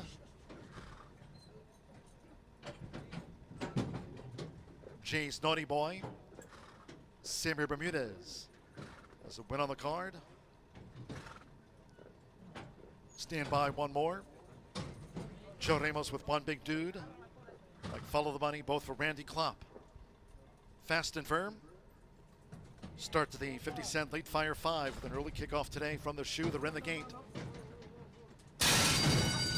And they're off. Even start. Follow the Money strides away from Manny Esquivel. Victor's Deal, One Big Dude starts a bid. Jay's Naughty Boy, Hobnobbin General, and With the Rail Wire the Cash as they enter the first turn with 7 furlongs to run. There's One Big Dude who's up and after the front. Nearest the inside is Follow the Money after a sharp start. They're vying for it as they go to the back. Victor's Deal, Wire the Cash, With the Rail, and in between horses, Hobnobbin General is a close 5th. Then it's a break of 3 more to Jay's Naughty Boy, a wide 6th. With to the inside, Bass Coat, a settled 7th for Mikael Michel. Going up the back. 3 more lengths back then to Bullbriar racing outside of Toward the Moon. The opening quarter in 25.05 seconds. No early pace on. It's Follow the Money still vying for it with One Big Dude. As they near the half-mile pole head-to-head, Hobnobbin General and on the outside, Victor's Deal joint 3rd. Wire the Cash is in 5th. Then comes Bass Coat with in between horses, Jay's Naughty Boy. Bullbriar on the far outside being asked to gain 3 furlongs from home, and Toward the Moon is last of the 9. Half mile 49.19 seconds. One Big Dude. Victor's Deal comes to take on One Big Dude coming toward the quarter pole. Hobnobbin General with to the inside. Follow the Money. Wire the Cash on the extreme outside. Bass Coat, Jay's Naughty Boy, Bullbriar end. Toward the inside, Toward the Moon looks to take closer order. They've straightened away. 3/4, 1 minute 12.32 seconds. One Big Dude. 1 furlong out. It's One Big Dude who leads by 2.5 to Follow the Money. Hobnobbin General on the outside. Victor's Deal and late toward the rail is Toward the Moon trying to get into the frame. They're close to home with Joe Ramos. One Big Dude bounds home by 3. Follow the Money was 2nd. Hobnobbin General 3rd. Then Victor's Deal with Toward the Moon, Bass Coat, and Wire the Cash was next across.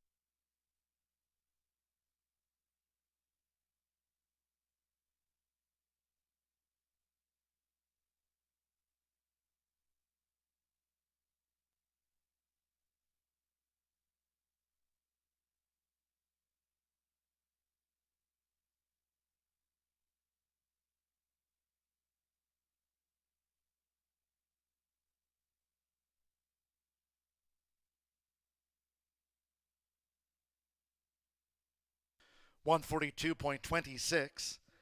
10-1-6-7, the unofficial run order after race 5. Number 10, One Big Dude. At 9-5 was first. 1, Follow the Money. At 4-1 for the Randy Klopp 1-2. 6, Hobnobbin General. 6-1 third, and Victor's Deal. 7 at 11-1 odds was 4th. 10-1-6-7, hold all until official. Joe Ramos. For Randy Klopp, One Big Dude beats home. Stablemate Follow the Money. 10-1, the Randy Klopp 1-2 punch. Hobnobbin General, Victor's Deal 4th, 142.26. Hold all until official.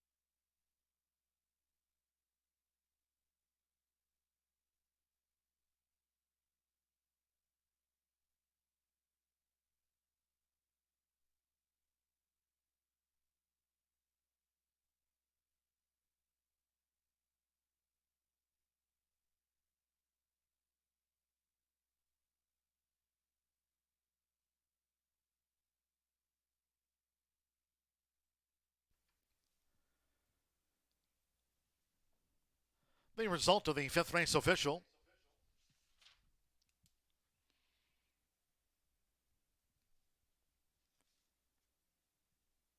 Wins back-to-back for One Big Dude.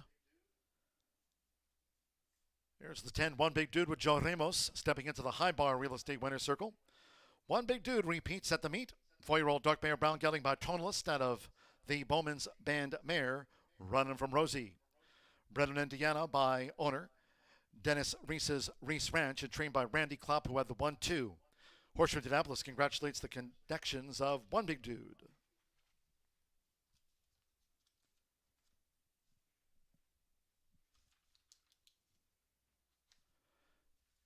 The 10-1, Randy Klopp exacta, paid $34.80. With Victor's deal fourth, 10-cent Superfecta, 10-1-6-7, paid $50.36. Pick 3, $20.70. The 50-cent trifecta, 10-1-6, $40.45. 2-10 double, $29.20. 50-cent early pick 4, $141.90 on 404. And the 50-cent early pick 5 today started on the 10 a.m. opener. 5 of 5 after the low 11.99% takeout, $681.25. The 50-cent early pick 5. In race 5, 4 was a non-runner. Favorite, first, 9 ran, 142.26 seconds. In the 6th race, Maiden Fillies Mares Turf Mile, scratch the 7 Tea Kettle and 10 Tour Star. Scratch 7 into 10. 9, Molly Bali will be ridden by Manny Esquivel. Manny Esquivel on the 9, Molly Bali. Exacta trifecta superfecta, 10-cent pentafecta wagers. Double pick 3 and starts at the 50-cent late pick 4. Sunny, Firm, and Fast. Race 6 of today's 10. Due off in 16 minutes at 12:23.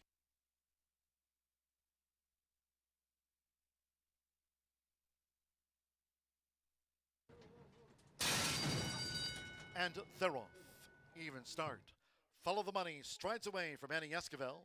Victor's deal, One Big Dude starts a bid. Jay's Naughty Boy, Hobnobbin General, and With the Rail Wire the cash as they enter the first turn with 7 furlongs to run. There's One Big Dude who's up and after the front. Nearest the inside is Follow the Money after a sharp start. They're vying for it as they go to the back. Victor's deal, Wire the cash with the rail, and in between horses, Hobnobbin General is a close 5th.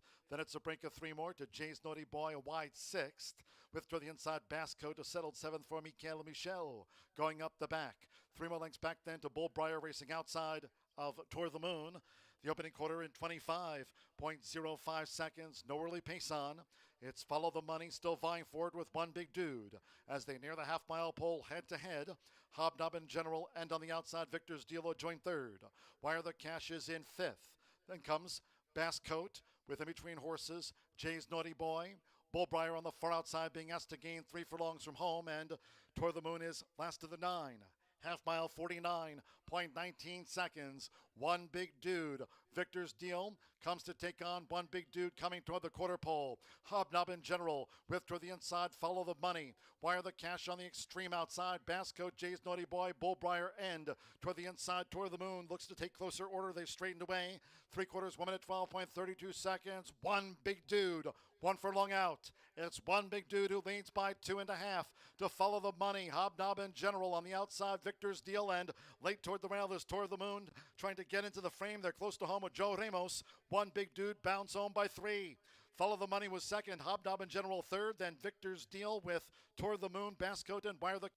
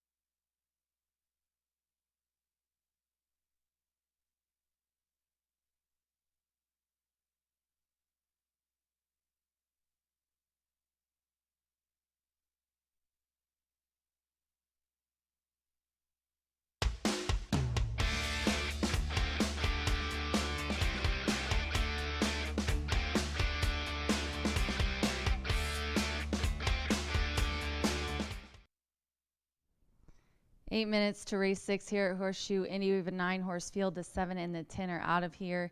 Couple of horses trying turf for the first time. One first-time starter, and a nice field going a mile on the grass. 3-year-old and up, Indiana-bred maidens. I'm going to go with the 3 on top here. It is 2-1, the co-favorite, Signature Call. Walter Rodriguez is aboard for Tony Granite's. This one is a 3-year-old filly, and the dam has produced a turf winner out of a couple of her offspring, and this is my HBPA pick of the day. Only ran sprint, so we're switching it all up today. And when Tony does this, it usually results. The results are usually good, but so this one's going to 2 turns for the first time and trying grass for the first time. But like I said, a little bit of turf breeding here. Nice speed figure, last out at 70 and was close in its last 2. Better's favorite last time, even overcoming a bump at the start in this race, and draws a 3-hole again, so towards the inside again. So was in the 4-hole last time. So I think honestly is going to do well. You want to kind of be on the inside on these long races with these younger horses that aren't as experienced. The 9 is who I'm going to go with next, 29-1. Second to longest shot on the board, but it's the Michelle Elliott angle. Whenever she switches things up like she is, usually her horse does well. I'm thinking that this one will improve off the 3rd place finish. They're taking the blinkers off of this one. Finished 3rd last time out, going 2 turns on turf. So this is a 3-year-old filly who actually has Manny aboard today, but I liked that last effort. Kind of tucked in behind 3 lengths off the lead, and then did really well there. Now, of course, ended up not doing very well. Kind of just when this horse gets to around the final turn, kind of loses it. But the start of that race, I think, was a learning experience. I think kind of knew what it was doing. It was also first time going 2 turns, so also could have went around and kind of not understood that she needed to keep going. I think that is going to improve greatly off that effort. So a big long shot here at 32-1, but I'm going with it because Michelle definitely pulls these off, and with all the changes. And then I'll round it out with the 1 at 9-2, Barb's Vortex. Fernando De La Cruz looking for a double today on the card. He's riding here for Tim Gleishaw. This is a 3-year-old filly by Bucaro, and we're having the Bucaro Stakes today. So got to include her. And the dam, Lying Cesars, this one has 1 turf winner as well out of a few horses that she's produced. Trying grass for the first time, but did try route distance, seemed to like it, set the pace, and then fell off for 4th. He's worked with her, put in some work on her on August 4th, and given her a little bit of a freshing 51 days off. So I really like Barb's Vortex as well. 3-9-1 for me here in the 6th race. The 3 is my HBPA pick of the day. The HBPA is a wonderful organization that supports all of our family on the backside. We're very happy to have them as a sponsor for my pick of the day. If you'd like more information about them, you can go to inhbpa.org. Good luck.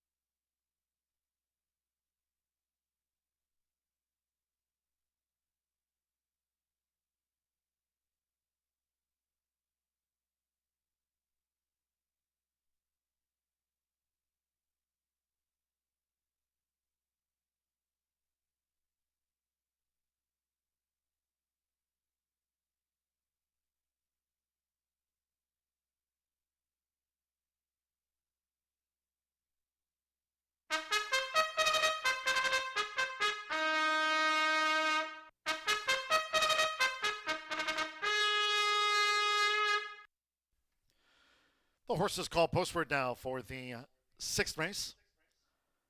Maiden Fillies Turf Mile. A field of 9, scratch 7, Tea Kettle, and 10, Torstar. Couple of scratches, 7 and 10, both have been withdrawn from the Maiden Fillies Turf. 9, Molly Bali, the jockey Manny Esquivel. Manny Esquivel on the 9, Molly Bali. Course rated firm, relative 36 feet. Exacta, trifecta, superfecta, 10-cent grand high 5. Pentafecta wagers on this Maiden Fillies Turf Mile. Double pick 3 starts at the 50-cent, late pick 4. Firm and fast. 1 minute to post time. 1 minute.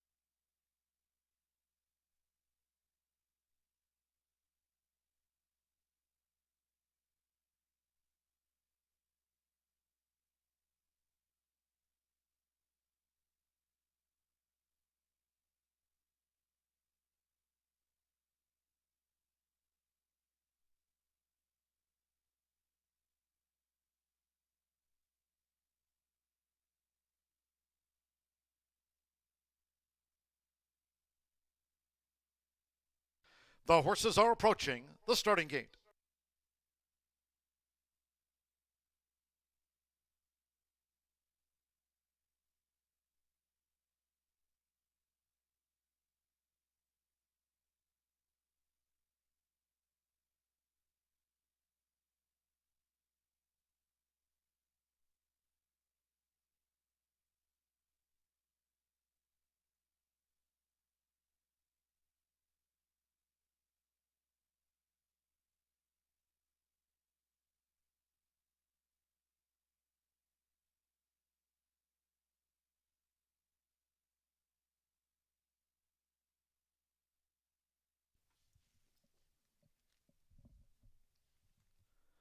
The horses have reached the starting gate. It is now post time. They're going in. Barb's Vortex, Fernanda de la Cruz for Tim Gleishaw. She's the first one in. Loading for this maiden fillies Turf Mile. Orlando Mexico with Willa Dean in the blue. Joined Barb's Vortex, loading up. Rodney Prescott with Purely Mine. Birds of a Feather, Joe Ramos riding for a double. Walter Rodriguez with Signature Call went in well. Malcolm Franklin. Arc Light debuts. Arc Light in the Red Silks. Signature Call 3-2 favorite.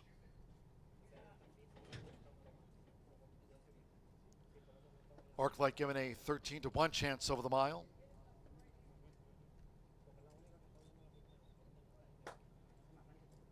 Seven to 5 Signature Call favorite. 7-2 Willa Dean. 5-1 Barb's Vortex. Arc Light joined. Now Manny Escobar with Molly Bali, black with the white dots. Josh Morales with Heavenly Rich.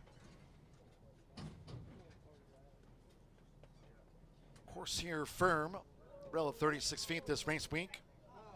And done seating the jockey in back of the gate was Little Gray Flower.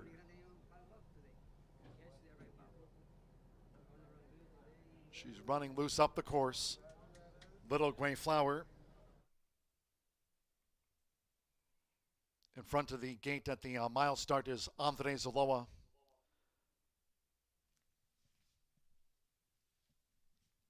Was 7-1 on Little Gray Flower.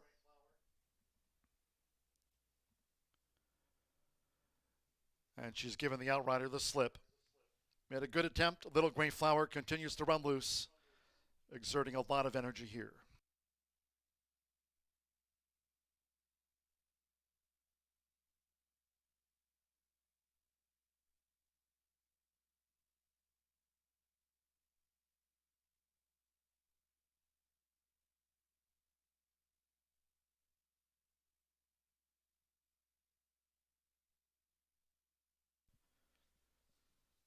Now, she has been pulled up, Little Gray Flower, on the back of the course. There she is, Little Gray Flower. And again at the mile start, jockey Andre Zaloa looks okay. Here comes a call from the stewards. Late scratch on 11, Little Gray Flower, confirmed by the stewards now. Late scratch from this maiden fillies Turf Mile on 11, Little Gray Flower. And once again, that filly is in the hands of the outrider now, Little Gray Flower, but ordered scratch by the stewards from the sixth race.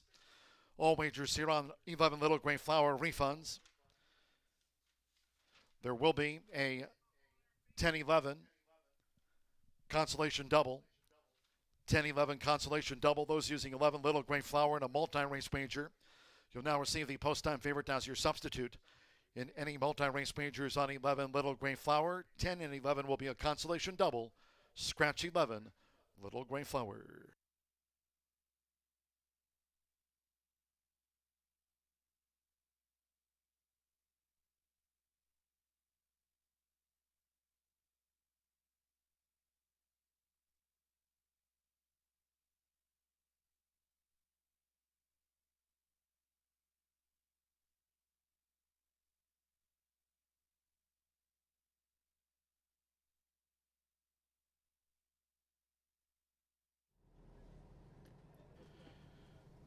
After that late scratch on Little Gray Flower, number 11. She's been taken off the track here, Little Gray Flower, so reloading. Barb's Vortex, joined again by Purely Mine. Willa Dean and Birds of a Feather back in. Signature Call, Walter Rodriguez or Tony Granite's 6-5 on Signature Call. Reloading. Again, that first time starter is Arclight. Two back. Heavenly Rich joins the line at 49-1 odds. 7-5 Signature Call over the mile.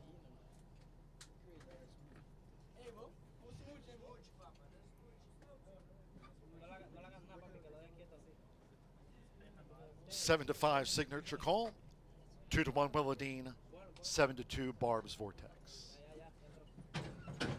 One more. Manny Esquivel with Molly Belly. Our 6th of 10 on the day from Horseshoe Indianapolis. They're in the gate. And they're off. Purely Mine. Signature Call, the maroon cap is front rank along with Barb's Vortex, the running rail, as they head toward the first turn. Willadine going for an early attack, and here's Willadine for Orlando Mejica. So Willadine leans out from Barb's Vortex with the red cap, Purely Mine, and Molly Bali gets position in 4th with 6 furlongs to run. Signature Call in 5th, with on the outside Heavenly Rich in 6th, and then comes Birds of a Feather, and the newcomer Arclight has drifted back to last. The leader Willadine. Willadine has come clear from Barb's Vortex by nearly a half dozen lengths, making this backstretch run. Purely Mine has the black cap. Then it's a break of 7 more to Molly Bali, who gallops along in 4th place. Heavenly Rich, Signature Call with the rail there at 36 feet. Birds of a Feather and Arclight still trails the Maiden Fillies Turf Mile. The front runner Willadine, the first 2 of 8 furlongs in 23.37. Half mile clocked solo by Willadine in 47.07 seconds. They round the far turn, aiming for Willadine. Willadine with inside 3 furlongs to go and continues to hold on to this lead from Barb's Vortex, who tracks. Purely Mine is running in 3rd with a couple of furlongs left, and Willadine has really stretched them out. Heavenly Rich, Signature Call still with a lot of work left to do. Signature Call strains away in 5th. Then Birds of a Feather, Molly Bali, Arclight. 3/4, 1 minute 12.31 seconds. It's Willadine, 1 furlong to last. Purely Mine is boxing on with Barb's Vortex. Signature Call is in 4th. They're inside the final half furlong. Willadine, Purely Mine gets on even terms. Purely Mine and Rodney Prescott. Purely Mine, 23-1 upset. Purely Mine to get and beat Willadine. Signature Call, Barb's Vortex, Birds of a Feather.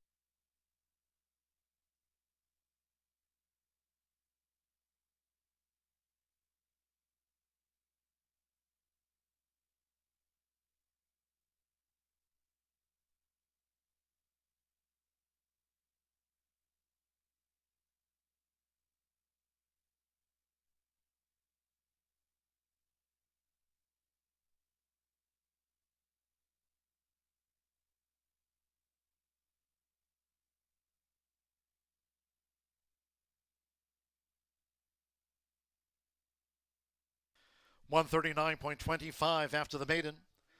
2-5-3-1. 6 ran 5th for the Grand High 5 upset to start the late pick 4 off. 2 Purely Mine. 23-1 strike. Reeled 5 Willadine in at 2-1 odds. 3 Signature Call. 7-5 favorite was 3rd after a mile. 1 Barb's Vortex 4th, and the 6 Birds of a Feather gets into the Pentafecta. 139.25, 2-5-3-1, and the 6 5th, Purely Mine. Mine Shaft filly, Rodney Prescott for Randy Matthews, and it's Purely Mine out to the maiden ranks.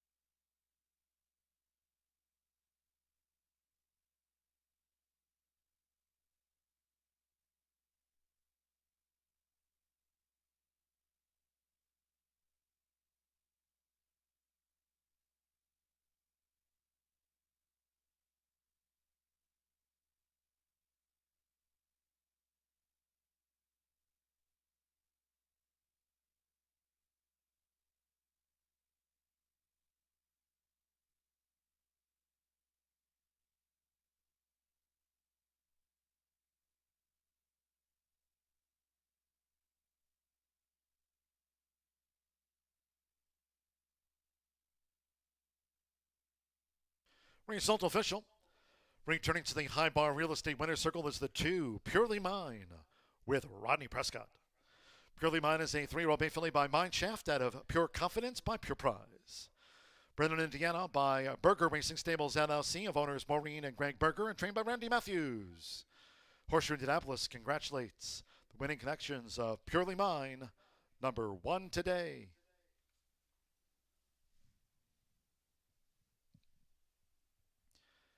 Number 1 today at 21-1 takes out the Maiden Fillies Turf Mile. 2-5 exacta paid $185. 50-cent trifecta, $114.50. The 10-cent superfecta, 2-5-3-1 for $72.65. Pick 3, $190.50. 10-cent pentafecta, $70 and change. Birds of a Feather ran 5th. And the doubles, 10-2 for $187.40, and the 10-11 consolation double coming back, and even $6 after the late scratch on 11 Little Gray Flower refunds and that consolation double. 8 ran. Favorite third, 139.25 after the mile. Race 7, State Bred Sprint, scratched the 6 Pickle Feet. And the 9 Conquered, scratched the 6 and number 9. 12, He Be Ready, a jockey change to McKenna Anderson. McKenna Anderson on 12, He Be Ready. 5, Commando Joe, a pound over. Wakes the weight there, 119. Exacta, trifecta, superfecta, 10-cent pentafecta. Double, pick 3. Post time in 16 minutes. The sprint at 12:54.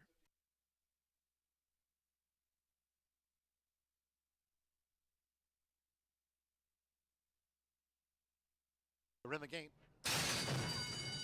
And they're off. Purely Mine. Signature Call in the maroon cap is front rank along with Barb's Vortex, the running rail, as they head toward the first turn. Willadine going for an early attack, and here's Willadine for Orlando Mejica. So Willadine leans out from Barb's Vortex with the red cap. Purely Mine and Molly Bolly gets position in 4th with 6 furlongs to run. Signature Call in 5th with on the outside Heavenly Rich in 6th, and then comes Birds of a Feather, and the newcomer Arclight has drifted back to last. The leader Willadine. Willadine has come clear from Barb's Vortex by nearly a half dozen lengths, making this backstretch run. Purely Mine has the black cap. Then it's a break of 7 more to Molly Bolly, who gallops along in 4th place. Heavily Rich, Signature Call with the rail there at 36 feet. Birds of a Feather and Arclight still trails the Maiden Fillies Turf Mile. The front runner Willadine, the first 2 of 8 furlongs in 23.37. Half mile clocked solo by Willadine in 47.07 seconds. They round the far turn, aiming for Willadine. Willadine with inside 3 furlongs to go and continues to hold on to this lead from Barb's Vortex, who tracks. Purely Mine is running in 3rd with a couple of furlongs left, and Willadine has really stretched them out. Heavenly Rich, Signature Call still with a lot of work left to do. Signature Call strains away in 5th. Then Birds of a Feather, Molly Bolly, Arclight. 3/4, 1 minute 12.31 seconds. It's Willadine, 1 furlong to last. Purely Mine is boxing on with Barb's Vortex. Signature Call is in 4th. They're inside the final half furlong. Willadine, Purely Mine gets on even terms. Purely Mine and Rodney Prescott. Purely Mine, 23-1 upset. Purely Mine to get and beat Willadine. Signature Call, Barb's Vortex, Birds of a Feather.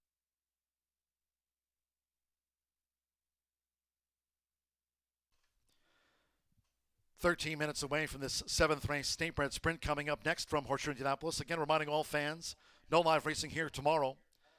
The Thursday card drawn will be rescheduled on Monday. Once again, no live racing here tomorrow. No live racing on Friday. Hope you can join us on Saturday this weekend. Of course, full card simulcast wagering. Travers coming up from the Spa. Racing here at Horseshoe Indianapolis on Saturday, kicking off at noon Eastern. Hope you can join us for Pups and Ponies. We'll feature the Indy Humane Society. Their adoption wagon will be joining us here. Anyone who adopts a dog from them will receive a starter kit complete with a bowl, food, toy, leash, treats. And anyone who brings in an item for the Indy Humane Society here on Saturday will receive a Horseshoe Indianapolis retractable leash or a dog bowl set. Hope you can join us for Pups and Ponies. That'll be here this coming Saturday. And Saturday post time will be at noon. Then no live racing on Sunday. And once again, no live racing tomorrow. Monday card off at 2:30 p.m. Eastern. Social media-wise, at HS Indy Racing. Follow us there.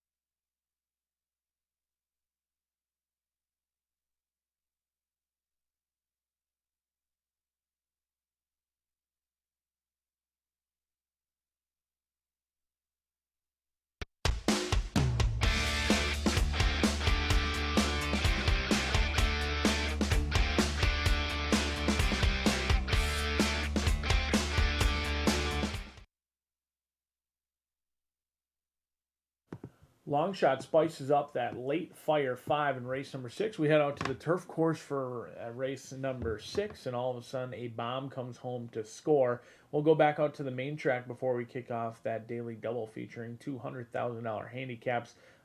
Kick off another rolling pick 3 and a pentafecta in this race if you so choose. 7 minutes away from race number 7. Scratch number 6 and 9. Cooter's numbers out of this event. 6-9 out. I'm going to go to number 1 in here, Secret's Image, 6-1 morning line, currently right on that, spot on by your morning line odds maker. But if you do follow DRF projections, look like the horse might take some action as well, 7-2 based on those DRF projections. I had this horse on top last time out, looked dead in the water turning for home, but Secret's Image really showed a nice closing kick and actually ran home a very nice winner that day for Andy Brown. I think they have an opportunity to go back-to-back in here for the Brown gang as he owns, trains, and bred this 3-year-old gelding by Reddy's Image. Secret's Image, the Secret wasn't out last time, went off at just under 7-1 right now, 5-1 on the board. And I think there's enough pace in here. This horse should get a great setup. Everything's very similar to last time out. Now they do take on winner. There's a few older horses in here for this 3-year-old. But this late in the season, 3-year-olds are going to take on older, and that's just how it's going to be. Comes back second off the layoff, has every right to continue to improve. Drew the inside last time out, inside again, and hopefully that pace is hot because I know Secret's Image is going to need a pace to chase in here, 5-1 on the good-looking son of Reddy's Image. After that, Wancho, 12-1, a big overlay in here. I thought this horse was going to take some action.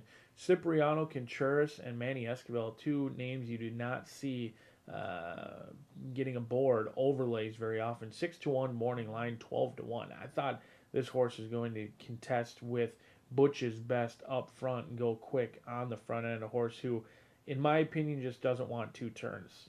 Was a very nice winner at 6 furlongs here on May 29th, the last 2 races. They've tried 2 turns, and unfortunately the last 16th of a mile has got them when it's all said and done. Maybe 2 turns down the line for Wancho, but right now it looks like sprinting is what he wants to do, and I certainly believe he will appreciate being back around 1 turn today. 12-1 on connections that simply win races. You have absolutely been warned on Wancho in this spot.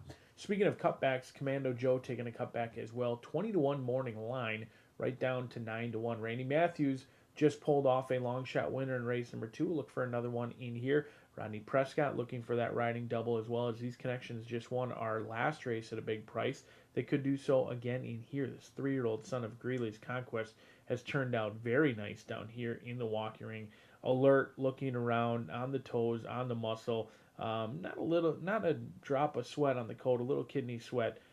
Something to monitor as they get closer. But it is a warm day here at Horseshoe Indianapolis, as it is around the country. I like the lightly raced 3-year-old on the cutback in this spot. But right now, the bettors have settled in on Butch's Best for John Ortiz. Gabriel Saez coming in for 1 mount and only 1 mount. It's a horse who's faced much tougher, ran here on Indiana Derby Day.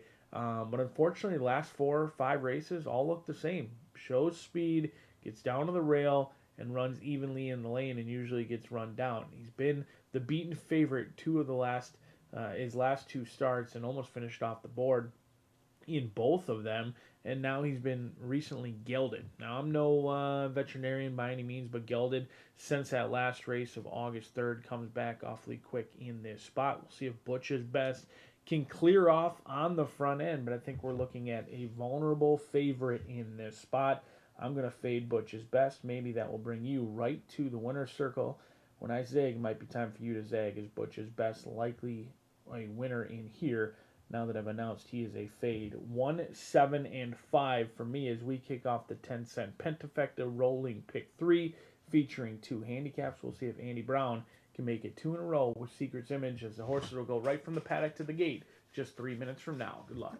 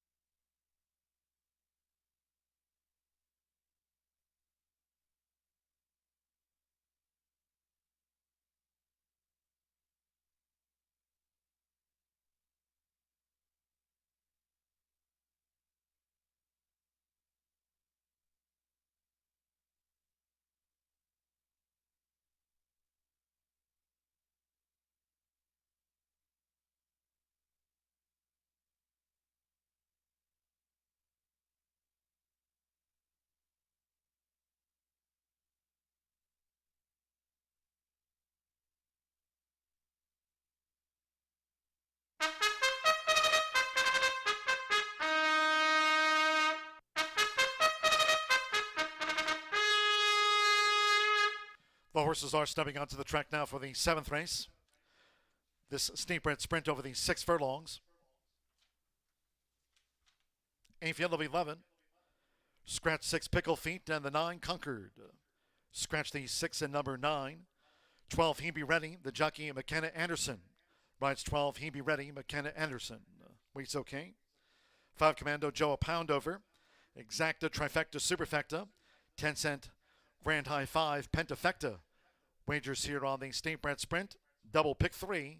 Fast and firm, and it's due off.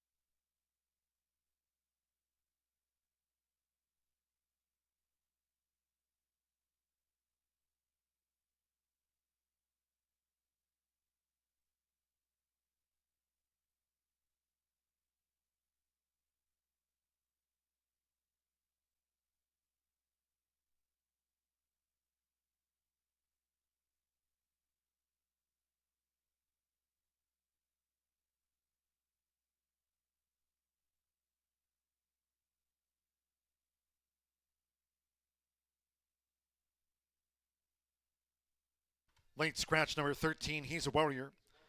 Ladies and gentlemen, by order of the stewards upon recommendation of the track veterinarian, scratch 13, He's a Warrior from the State Bred Sprint. Scratch 13, He's a Warrior. Now withdrawn. All wagers on the 13, He's a Warrior refunds. There will be a 2 and 13 consolation double. 2-13 consolation double. Those using 13, He's a Warrior in a multi-race wager.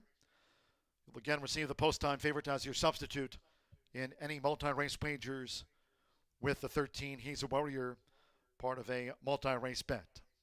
2-13 for a consolation double. Scratch the 13, He's a Warrior.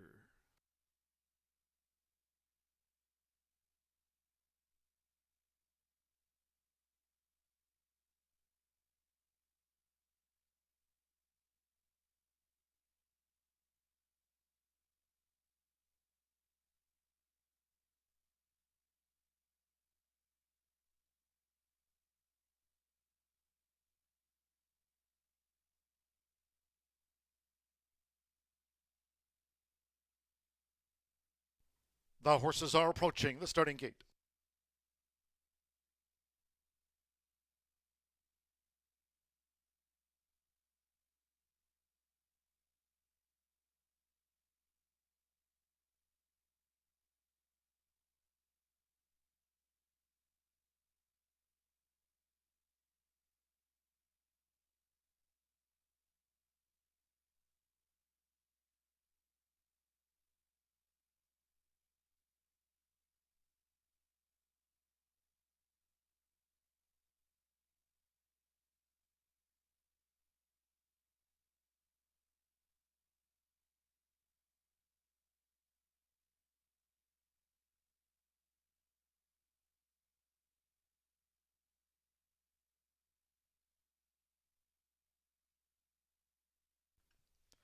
Arriving at the gate,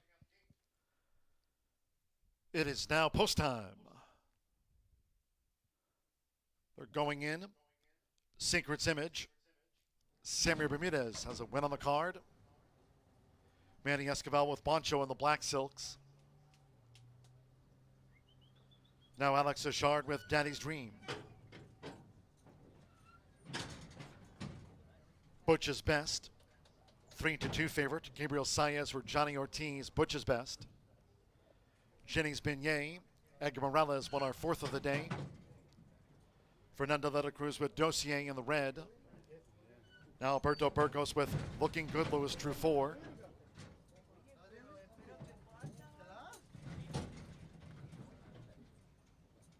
Rock the red. Eddie Perez has a win on the card. Commando Joe. Rodney Prescott going for a double with Randy Matthews. Commando Joe is in, and one more. McKenna Anderson with He Be Ready. Over the 6 furlongs. All in line. Late scratch on 13, He's a Warrior. 13's a non-runner. All set. They're off. Butch's Best. Dossier in the red cap. He Be Ready on the far outside, and Looking Good Lewis now making a dash for it for Alberto Burgos. Looking Good Lewis just leads. Toward the inside, Daddy's Dream, who engages. Butch's Best close up for Gabriel Saez. Then toward the inside is Secret's Image, who has a share of fourth with Boncho. He Be Ready and Dossier part of that quartet as they scramble. And back of Looking Good Lewis, who led past the half mile. Jenny's Beignet with a gold cap, Commando Joe and Bide. Rock the Red trails the State Bred Sprint. The quarter, 22.05 seconds. Looking Good Lewis. Challenged on the outside by Butch's Best as they blaze the trail toward the quarter pole from He Be Ready in third. Then Daddy's Dream, Commando Joe launching a bid. Secret's Image now a 2-wide gain. Rock the Red on the far outside. Wancho, Dossier, and toward the inside, Jenny's Beignet. Here come the Hoosiers with Butch's Best, who's taking command. Half mile in 45.406 seconds. Butch's Best toward the inside. He Be Ready now. Moves through for McKenna Anderson. He Be Ready has taken the lead at 12-1. Butch's Best battles He Be Ready down toward the line. Commando Joe, Secret's Image, Jenny's Beignet. Butch's Best on the outside. Butch's Best. Butch's Best with that late thrust for Gabriel Saez to deny He Be Ready. Commando Joe, Secret's Image, then Jenny's Beignet.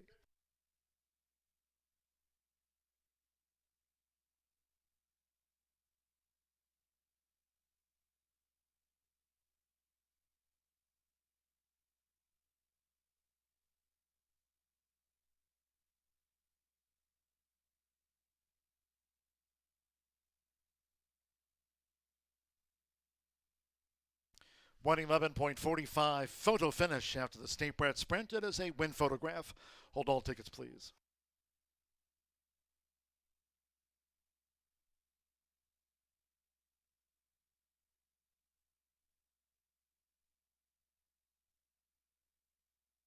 .111.45, 8 Butch's best. 9-5 gets up on the line. Battle 12, he be ready to a photo. 8-12. 12-1 runner-up, 2 favorite Butch's best. 5 Commando Joe, 13-1 third, Edge 1 Secret's Image at 7-2 fourth. And 3 Jenny's Beignet for the Pentafecta. So there it is, the run order after race 7, a state bred sprint. 8-12-5-1-3. Butch's best gets the result. Gabriel Saez for Johnny Ortiz and Millard R. Selden Revocable Trust. Butch's best at 9-5, 111.45.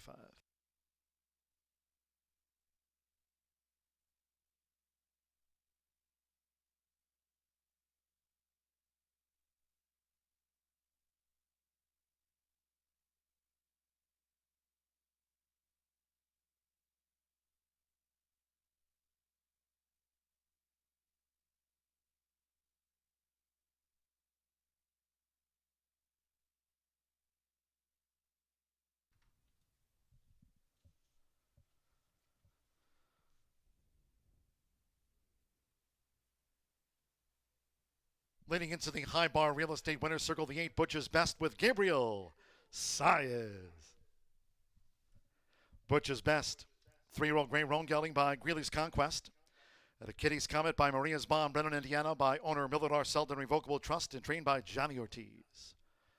Horseshoe Indianapolis congratulates the winning connections. Butch's best was the 9-5 favorite. 111.45.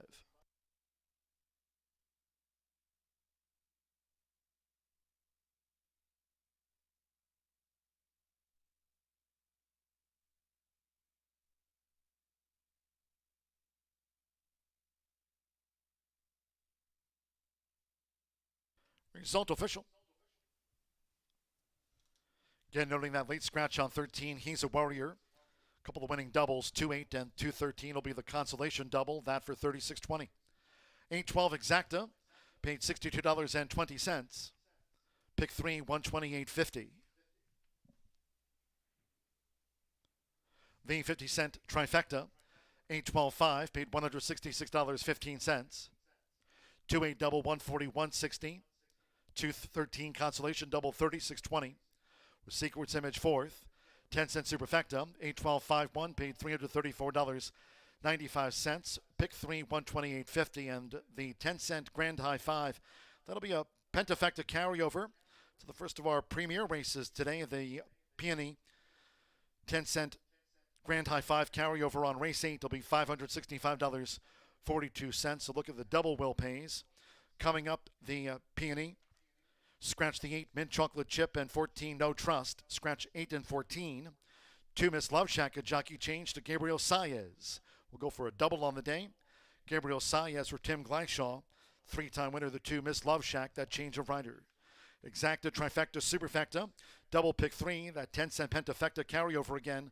$565.42. Fast track. Post time for the Peony, 124.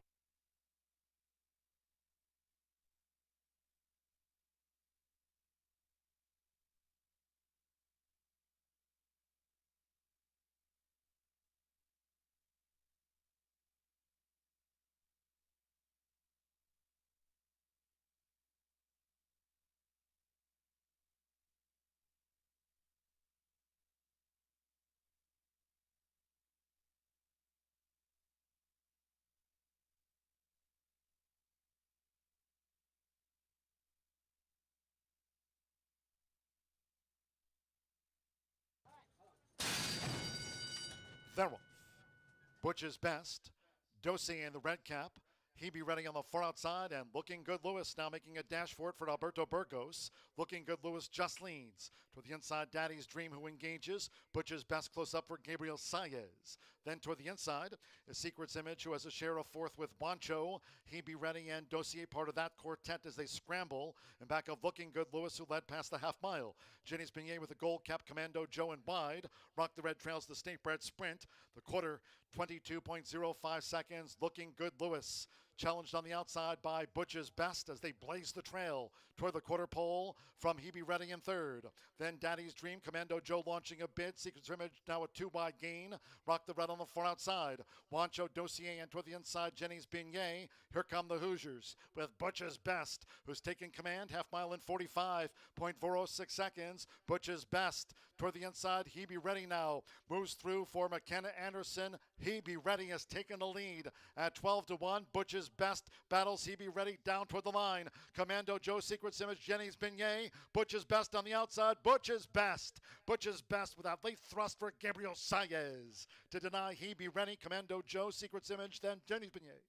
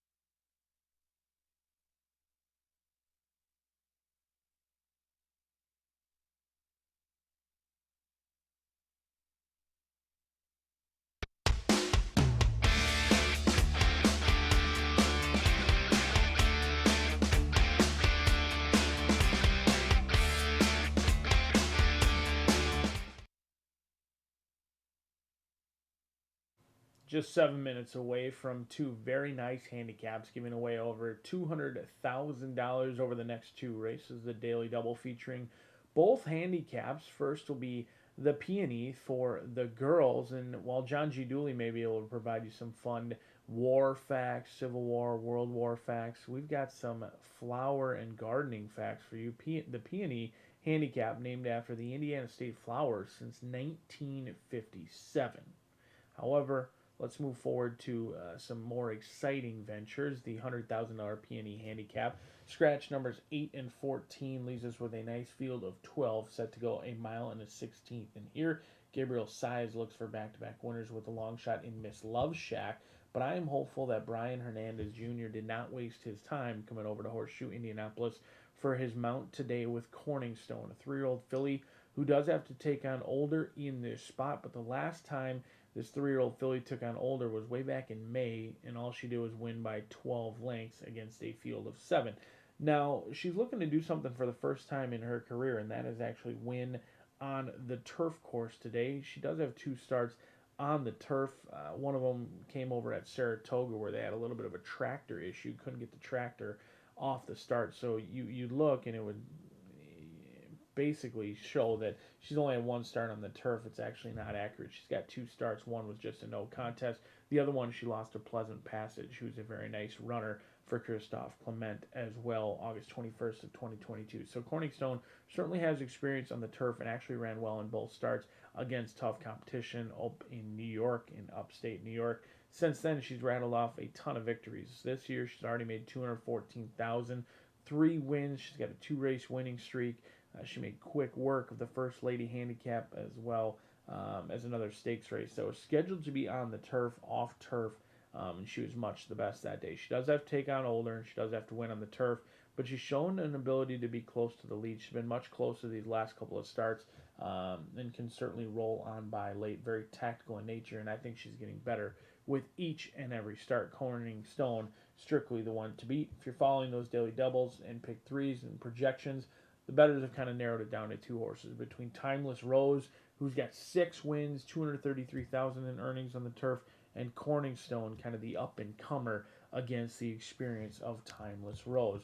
Underneath, I'm going to go a different direction. I think Habuya deserves a look in here for John Langmeyer. Edgar Morales, he's come in a few times so far this meet. He's winning at 15%. He already has a winner on the card. He looks for another one in here. I drew a line through that last race. Thought it was a unique spot staying in. Off-turf event, was the beaten favorite that day, and frankly was an awful favorite in that off-turf event. Deserved to be favored, likely favored on the turf, but wasn't sure why this horse went off favored in the off-turf event last time. Draw a line through that, and Habuya certainly fits with this group. A horse who's been consistent on the turf in her own right, 5 for 6 in the trifecta, and she's got a late running kick as well, very tactical in nature, and if anyone can time it right, certainly Edgar Morales can do just that for spooky hollow racing. Absolutely a horse I want to use in my exactas and trifectas. Number 11 is Bumble of Love, another one who certainly brings forward a lot of back classes. 6-year-old mare has over $337,000 in earnings. She did rack up $143 in earnings last year, but so far this year hasn't necessarily been the same for Brian McMichael's Bumble of Love. Rodney Prescott's been timing it right each and every day here at Horseshoe Indianapolis. He already has a winner on the card, looks for another one in here with the back class of Bumble of Love, who ran unwillingly against Timeless Rose, and you're going to get a much better price right now, 8-1 versus 5-2, as the bettors have settled in on the 4 and the 7, but certainly think the $100,000 peony handicap a little bit more wide open than bettors would believe. As the riders get in the leg up, they'll be on the turf shortly as the girls looking to run for $100,000, a mile and a 16th. We'll see who brings home the handicap just 3 minutes from now. Good luck.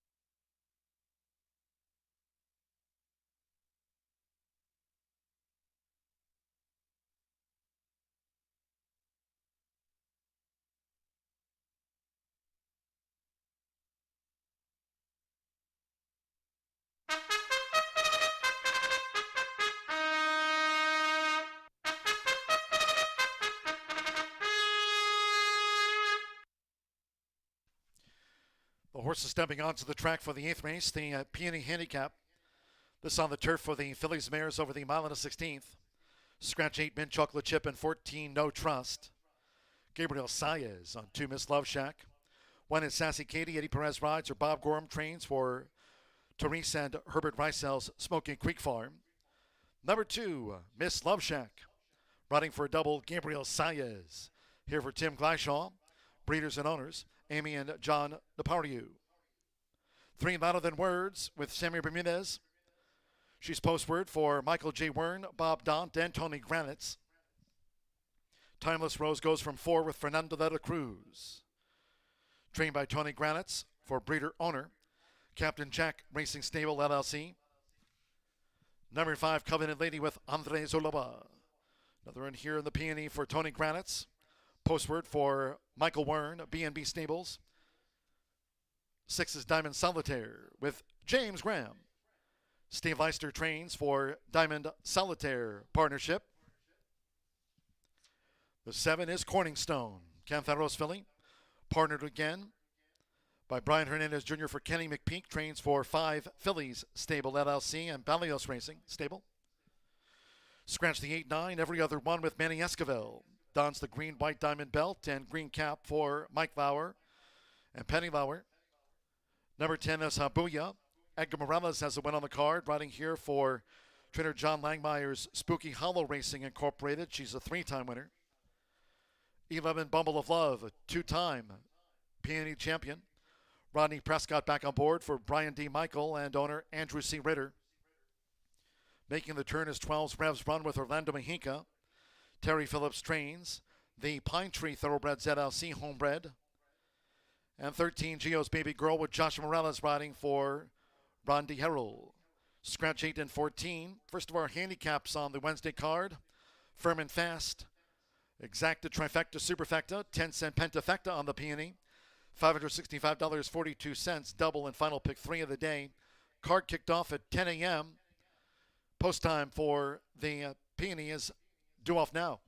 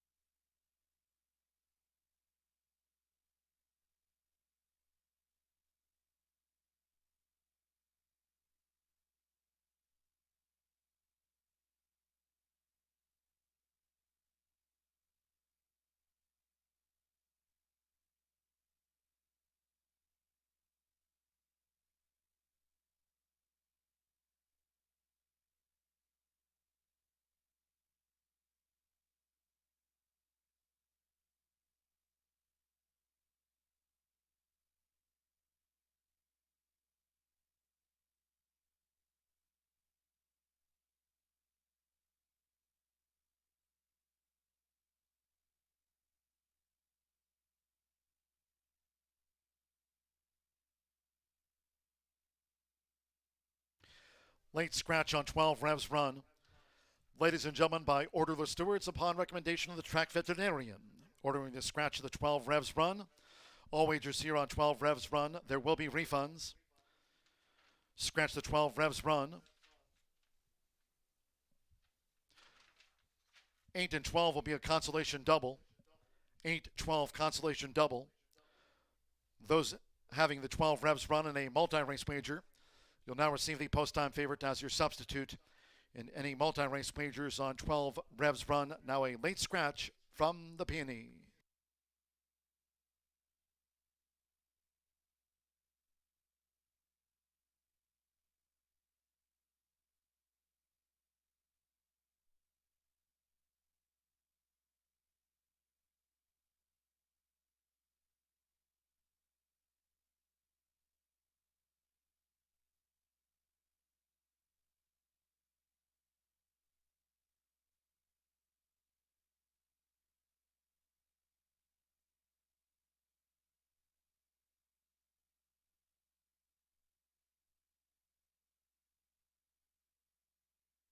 The horses are approaching the starting gate.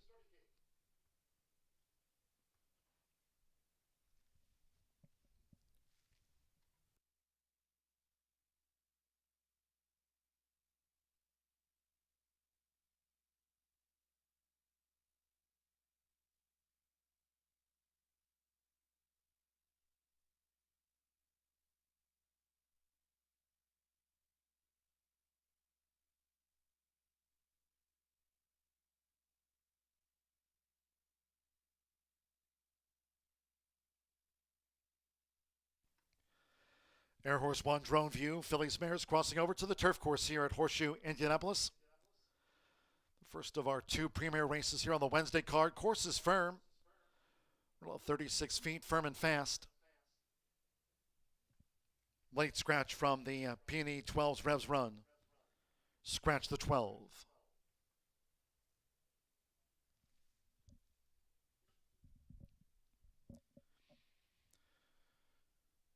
The horses have reached the starting gate. It is now post time for the Peony Handicap. James Graham with Diamond Solitaire.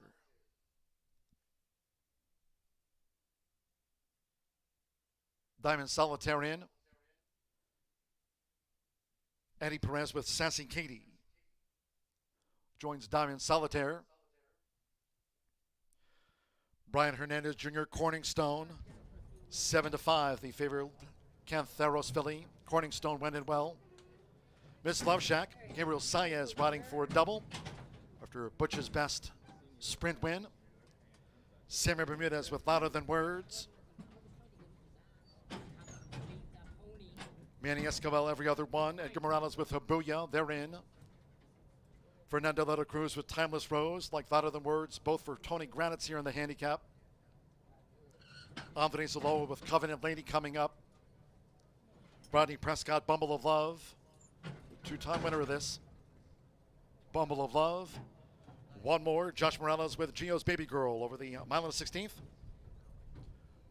Course here firm around the 36 feet. All 11 starters are six-figure earners. Hold in. They're off. In the Peony Handicap of 2023, Miss Love Shack hopped in the air and drifts back toward last. Covenant Lady broke sharp with the round Sassy Katie.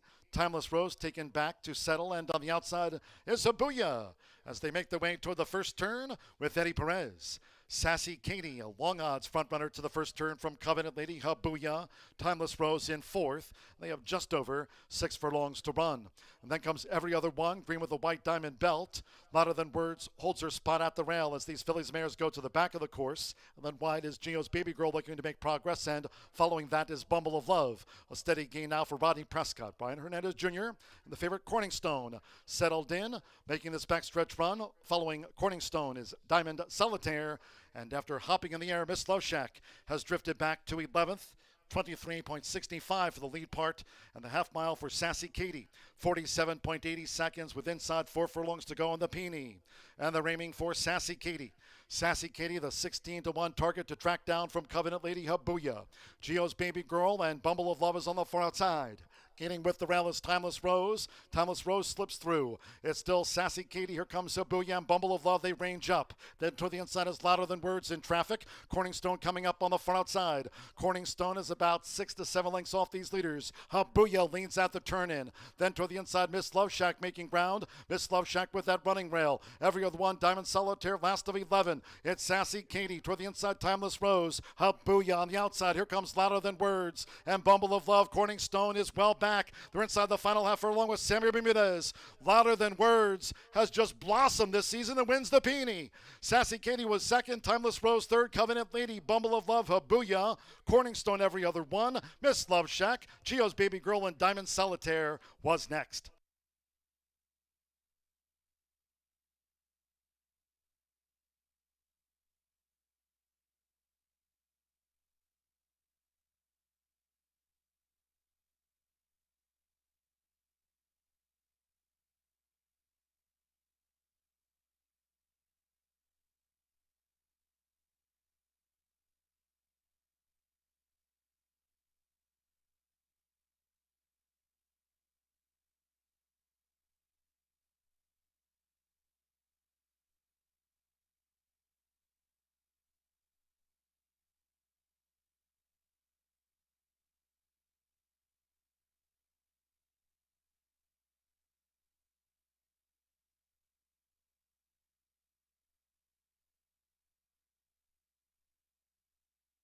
$137.73 after the Peony. 3 Louder Than Words. 7 to 1 at the off first. Makes it 4 in a row. 1 Sassy Katie at 16 to 1 second and a game effort in the Peony. 4 Timeless Rose, 7 to 5 third. 5 Covenant Lady, 9 to 1 fourth. And 11 Bumble of Love was fifth. 137.73. Hold all tickets until official. Sammy Bermudez gets the Mr. Speaker Philly home for Tony Granitz, Bob Wern, Bob Dont. 7-time winner, 4 here this season. It's Louder Than Words at 7 to 1.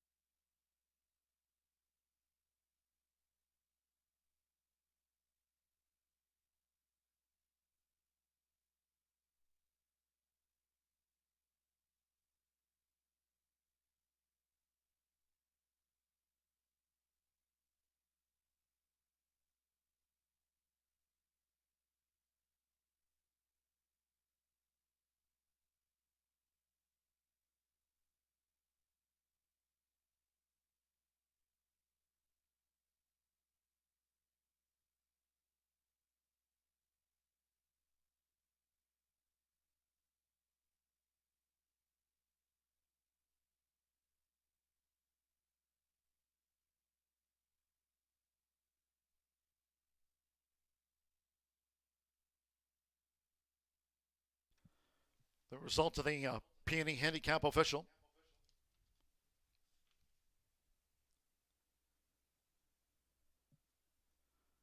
Returning to the high bar real estate winner's circle, it's 4 in a row for Louder Than Words with Sammy Bermudez. Louder Than Words, 4-year-old Bay Filly by Mr. Speaker. At a line on the edge by American Lion, Brennan, Indiana by Pat and Dennis Duran. Campaigns, the now 7-time winner. And 4 here this meet for Michael J. Wern, Bob Dont, and Tony Granitz. Horseshoe Indianapolis congratulates the winning connections of Louder Than Words. Wins the Peony. 3-1 exacta, $190.40.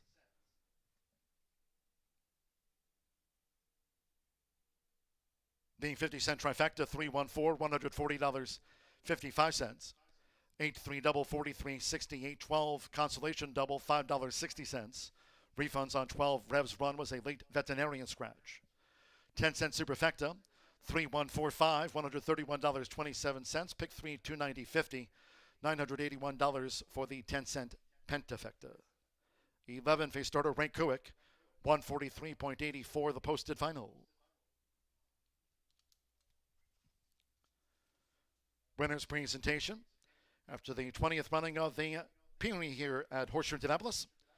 Congratulations to winning connections Michael J. Wern, Bob D'Antoni Granitz, and winning rider Sammy Bermudez. Louder Than Words takes out 4 in a row and the Peony Handicap champion.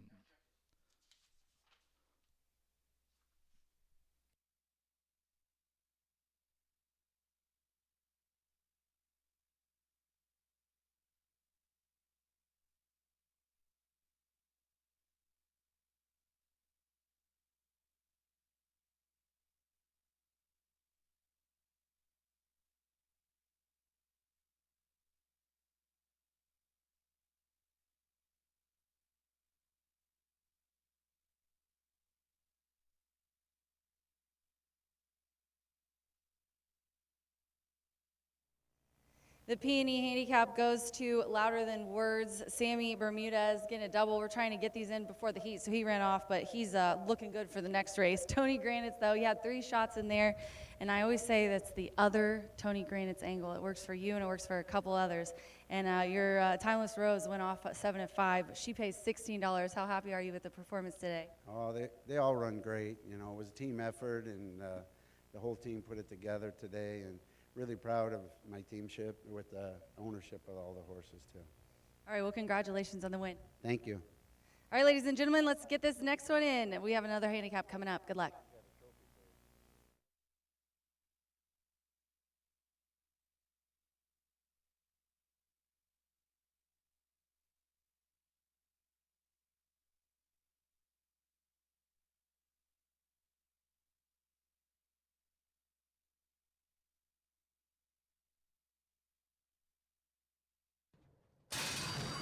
They're off.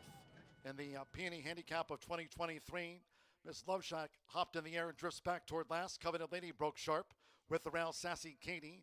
Timeless Rose taken back to settle, and on the outside is Habuya as they make their way toward the first turn with Eddie Perez. Sassy Katie, a long odds front runner to the first turn from Covenant Lady. Habuya, Timeless Rose in 4th. They have just over 6 furlongs to run. And then comes Every Other One, green with a white diamond belt. Louder Than Words holds her spot at the rail as these fillies mares go to the back of the course. And then wide is Gio's Baby Girl looking to make progress, and following that is Bumble of Love. A steady gain now for Rodney Prescott. Brian Hernandez Jr. and the favorite Corningstone settled in, making this backstretch run. Following Corningstone is Diamond Solitaire, and after hopping in the air, Miss Loveshack has drifted back to 11th. 23.65 for the lead part, and the half mile for Sassy Katie. 47.80 seconds with inside 4 furlongs to go on the Peony. And the aiming for Sassy Katie. Sassy Katie, the 16-1 target to track down from Covenant Lady Habuya. Gio's Baby Girl and Bumble of Love is on the far outside. Gaining with the rail is Timeless Rose. Timeless Rose slips through. It's still Sassy Katie. Here comes Habuya and Bumble of Love. They range up. Then to the inside is Louder Than Words in traffic. Corningstone coming up on the far outside. Corningstone is about 6 to 7 lengths off these leaders. Habuya leans out the turn in. Then to the inside, Miss Loveshack making ground. Miss Loveshack with that running rail. Every Other One, Diamond Solitaire, last of 11. It's Sassy Katie. Toward the inside, Timeless Rose. Habuya on the outside. Here comes Louder Than Words. And Bumble of Love. Corningstone is well back. They're inside the final half furlong with Sammy Bermudez. Louder Than Words has just blossomed this season and wins the Peony. Sassy Katie was second. Timeless Rose third. Covenant Lady, Bumble of Love, Habuya. Corningstone, Every Other One.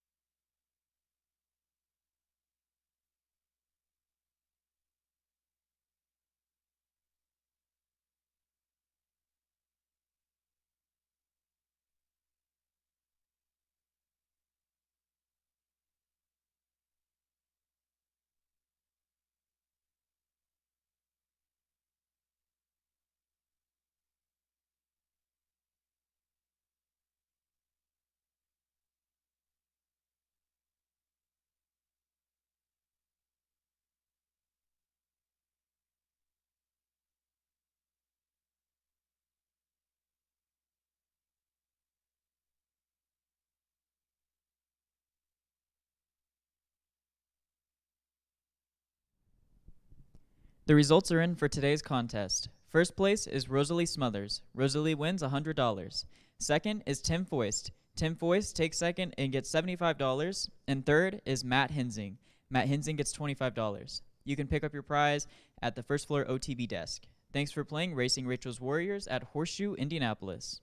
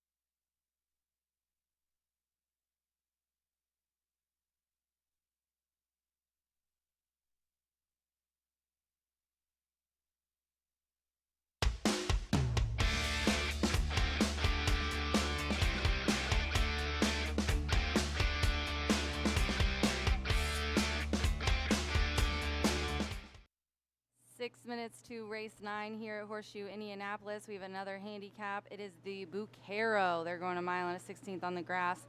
The 5, the 7, and the AEs are out of this race, and I am going to go here with the 11, Cash Logistics. Cash Logistics is ridden by Jimmy Graham and trained by Genevieve Londano out of the small percent of horses that she has put in non-graded stakes.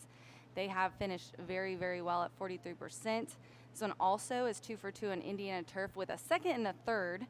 And then also, I really liked the February 14th Fairgrounds try at a mile on the turf at today's distance. It was an allowance optional claiming for $80,000.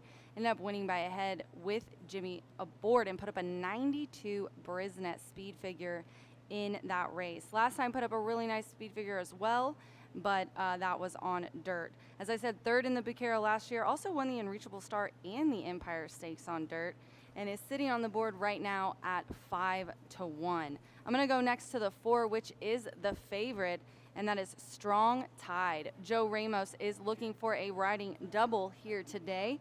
He's riding for Mike and Penny Lauer. They've got 2 horses in this race. This is the highest earner of the field, $702,000, and is 5 of 7 on Indiana turf with 3 wins and 2 seconds. This one is dropping down in class, has been running in a grade 1, grade 2 recently, and did run here on July 8th on Indiana Derby Day on the turf at a mile and a 16th. Hit the board, was even 4th in the Jonathan B. Schuster. That was one of the tougher races on the undercard that day.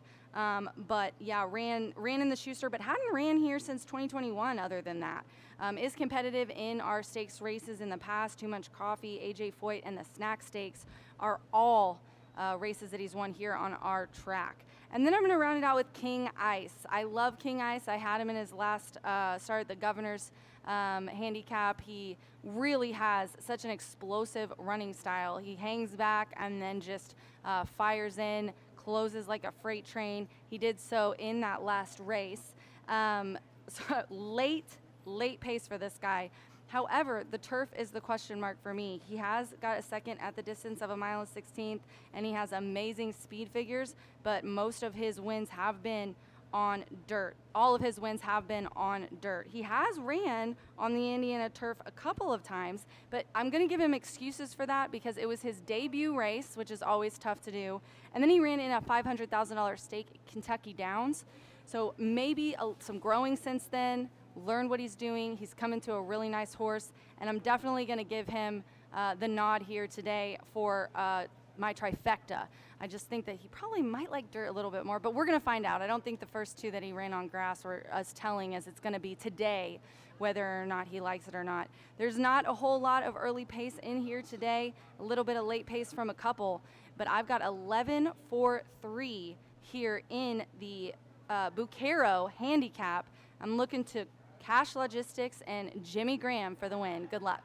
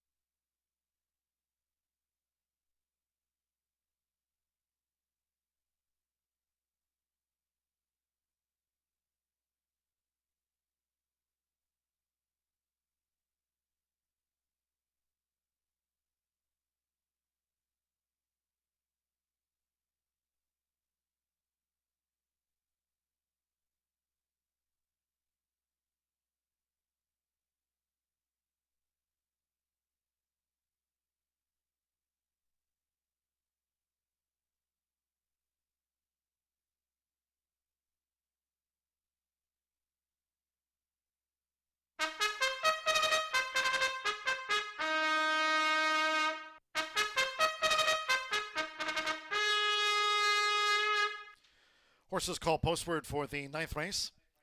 The Bucero, 19th running over the mile and a 16th. Indiana bred stepping onto the track, scratched the 5B in Chile, 7 Prince Shim, 13 Latigo, and 14 Rock and Justice.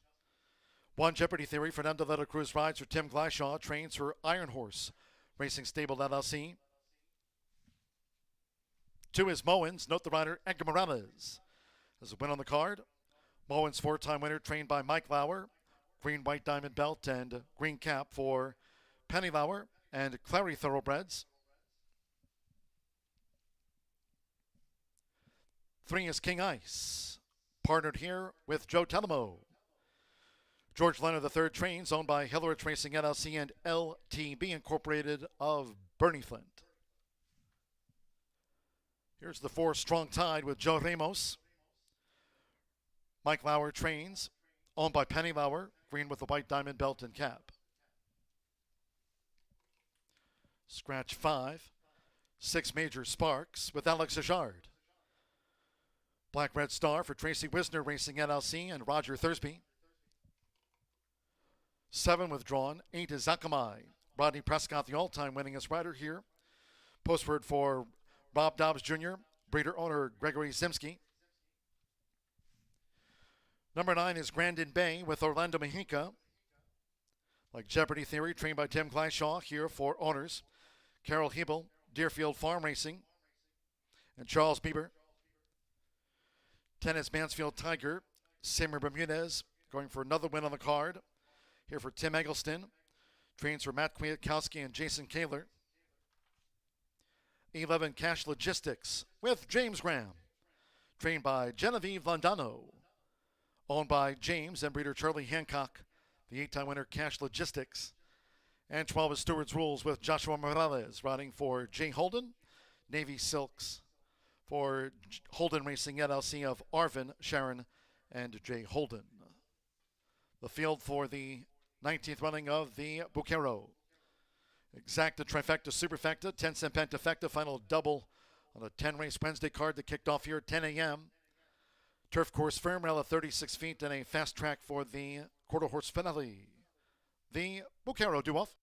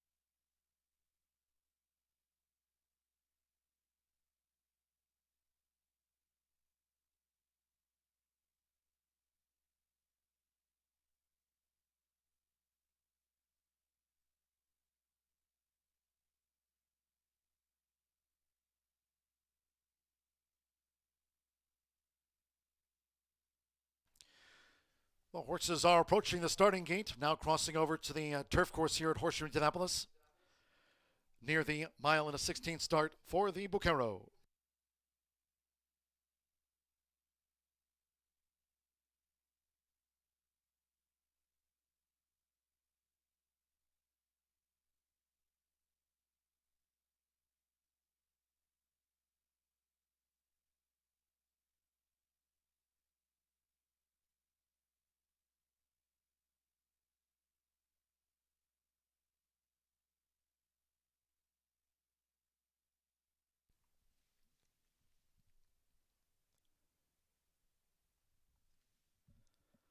Air Horse 1 drone view providing the views. The horses have reached the starting gate. It is now post time for the Bucaro handicap.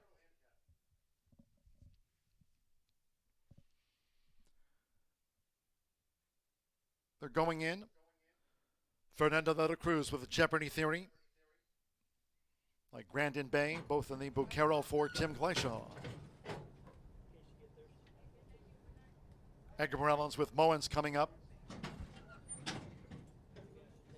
Rodney Prescott Akamai has joined Bowens in Jeopardy Theory. Orlando Mexico with Grandin Bay. Now Joe Telemo with King Ice. King Ice in. Mansfield Tiger, Simmer Bermudez with a couple of wins on the card, including the Peony. Joe Ramos with Strong Tide exits the million. Strong Tide in. Alex Ashard with Major Sparks. Now Cash Logistics, James Graham for Genevieve Londano. Here's Cash Logistics. This over the 1:16 course here firm. One more. Josh Morales with Stewart's Rules. Strong Tide, 6-5 favorite. They're in the gate. And they're off in the Bucaro handicap. There's Akamai who strides away. Strong Tide with Moens. The gray has Jeopardy Theory. Here's Mansfield Tiger with an early bid, and Cash Logistics also close up. So it's Akamai.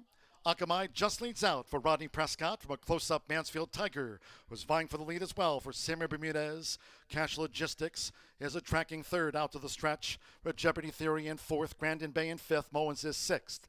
Joe Ramos and Strong Tide in seventh, and they have just over 5 furlongs to run. King Ice with the rail. Then comes Stewart's Rules, and Major Sparks has drifted back to last as these Indiana breds go to the back of the course. Still these co-leaders. It's Akamai and Mansfield Tiger staying close up.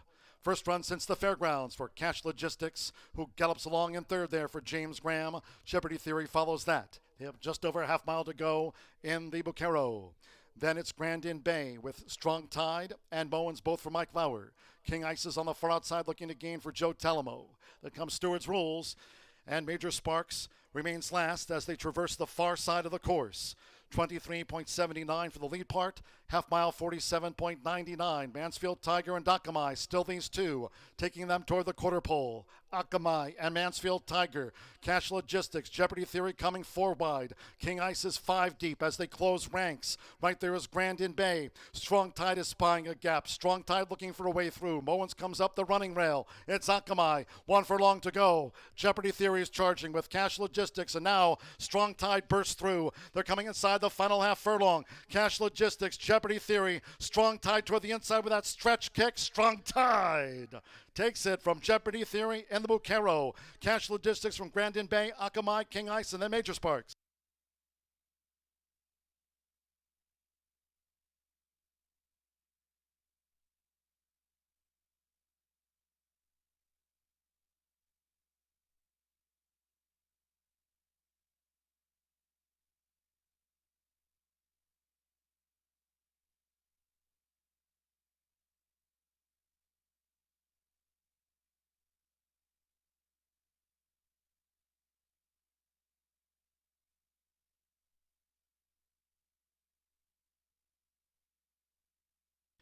$143.06 after the Bucaro handicap.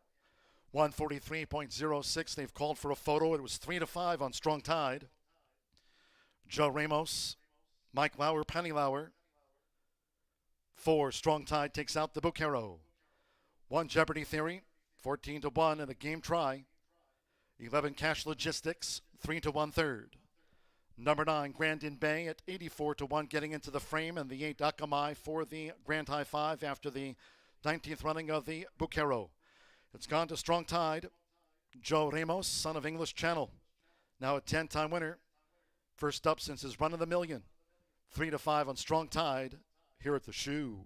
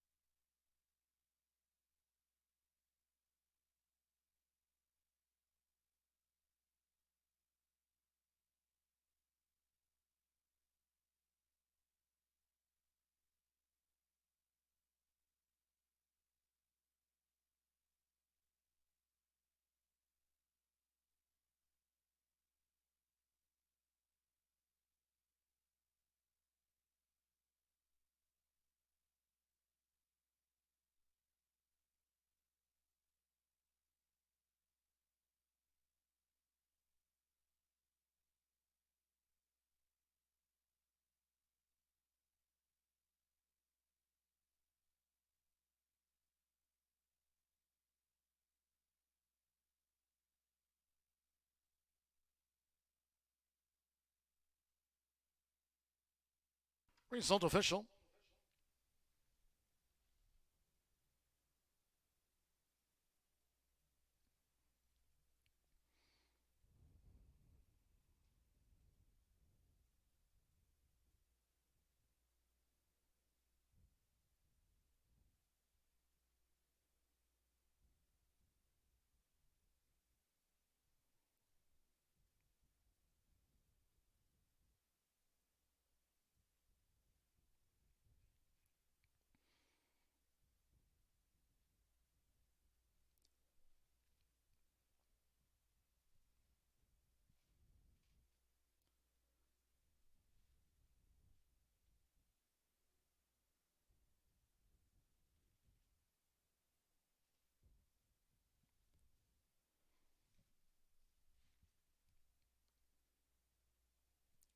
Returning to the high bar real estate winner's circle is the 4 Strong Tide with Joe Ramos. Strong Tide is a 6-year-old bay horse by English Channel out of Dreamin' Big by Pure Prize. For breeders, owners, Mike and Penny Lauer in those green and white diamond belt silks. Of the Lauers, Horseshoe Indianapolis congratulates the winning connections. Strong Tide back in his home state and a worthy winner of the Buquero. 4-1 exacta, $25 even after the handicap. Pick 5, $3,300, $21. 50-cent trifecta, 4-1-11, $23.75. 3-4 double, $33.20. Late pick 4, $519.05. With Grandin Bay 4th. 10-cent superfecta, 4-1-11, $9, $60.82. And the 10-cent pentafecta paid $708.41. Akamai ran 5th. The 19th running of the Buquero handicap, 143.06. Favorite Strong Tide takes it out. Trophy presentation, along with Vice President and General Manager here at Horseshoe Indianapolis, Eric Hallstrom. Trophy presentation. We congratulate Mike and Penny Lauer and winning jockey Joe Ramos. Strong Tide takes out the Buquero.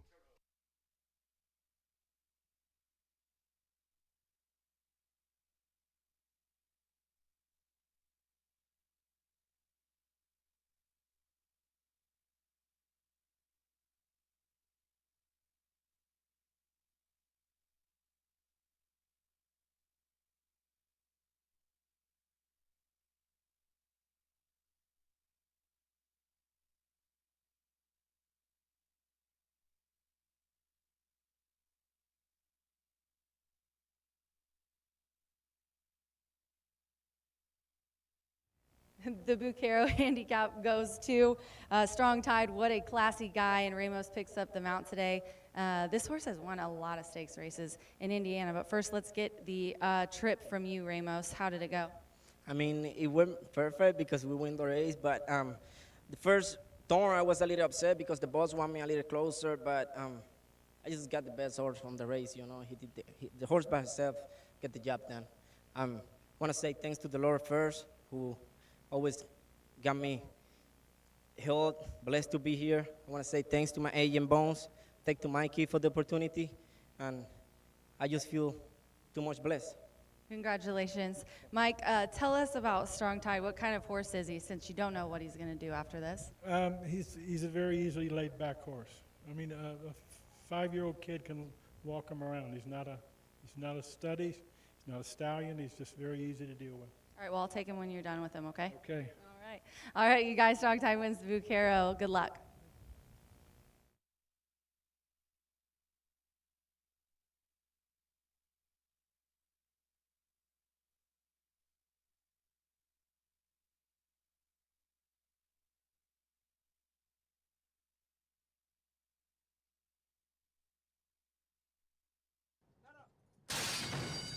And they're off in the Bucaro handicap.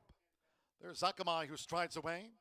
Strong Tide with Mowens. The gray has Jeopardy Theory. Here's Mansfield Tiger with an early bid, and Cash Logistics also close up. So it's Akamai. Akamai just leads out for Rodney Prescott from a close-up Mansfield Tiger, who's vying for the lead as well for Samuel Bermudez. Cash Logistics is a tracking third out to the stretch, with Jeopardy Theory in fourth, Grandin Bay in fifth, Mowens is sixth. Joe Ramos and Strong Tide in seventh. And they have just over 5 furlongs to run. King Ice with the rail. Then comes Stewart's Rules, and Major Sparks has drifted back to last as these Indiana breds go to the back of the course. Still these co-leaders. It's Akamai and Mansfield Tiger staying close up. First run since the fairgrounds for Cash Logistics, who gallops along in third there for James Graham. Jeopardy Theory follows that. They have just over a half mile to go in the Bucaro. Then it's Grandin Bay with Strong Tide and Mowens, both for Mike Lauer. King Ice is on the far outside looking to gain for Joe Talamo. Then comes Stewart's Rules, and Major Sparks remains last as they traverse the far side of the course. 23.79 for the lead part, half mile 47.99. Mansfield Tiger and Akamai, still these two, taking them toward the quarter pole. Akamai and Mansfield Tiger. Cash Logistics, Jeopardy Theory coming 4 wide. King Ice is 5 deep as they close ranks. Right there is Grandin Bay. Strong Tide is spying a gap. Strong Tide looking for a way through. Mowens comes up the running rail. It's Akamai. 1 furlong to go. Jeopardy Theory is charging with Cash Logistics, and now Strong Tide bursts through. They're coming inside the final half furlong. Cash Logistics, Jeopardy Theory. Strong Tide toward the inside with that stretch kick. Strong Tide takes it from Jeopardy Theory and the Bucaro. Cash Logistics from Grandin Bay, Akamai, King Ice, and then Major Spark.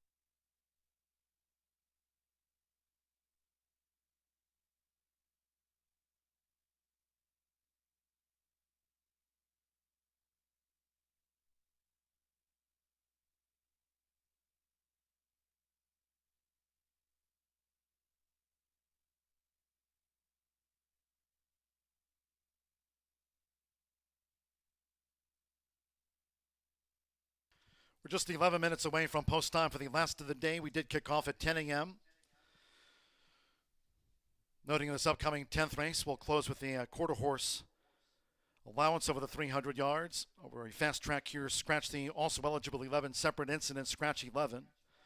Overweights, the 1 quiet conversation plus 3. 2 good time Stoli, 3 over. 3 My Liquid Love plus a pound. 4 the First Dynasty, 5 over. Number 5, Knockout Queen, 4 over. 7, K-Sweet Last, 5 over. Number 8, EC Prosperity, plus 3. And 10, Trace of Glory, 3 over. Scratch the 8E. Exacta, Trifecta, Superfecta. 10-cent quarter horse, Pentafecta. It's our last of the day at 2:25. Again, reminding all fans, no live racing here tomorrow. That drawn Thursday card will be run here on Monday. Hope you can join us for a Monday card on the 28th. First race post time on Monday. To start a new race week off, Monday post time here on the 28th will be at 2:30. So as noted, no live racing tomorrow, no live racing on Friday. Saturday will start at noon.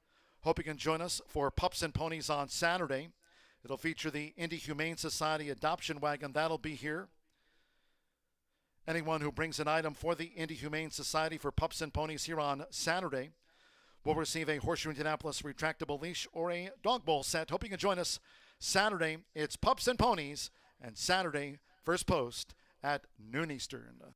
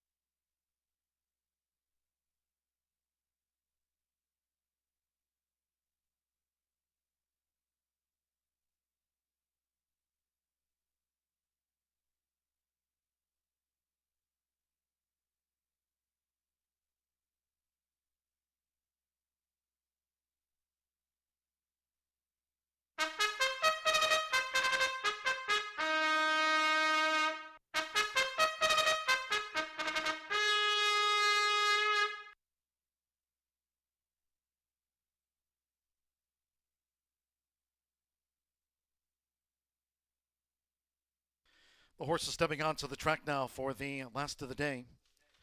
10th race, quarter horse allowance over the 300 yards. Scratch 11, separate incident. Scratch 11.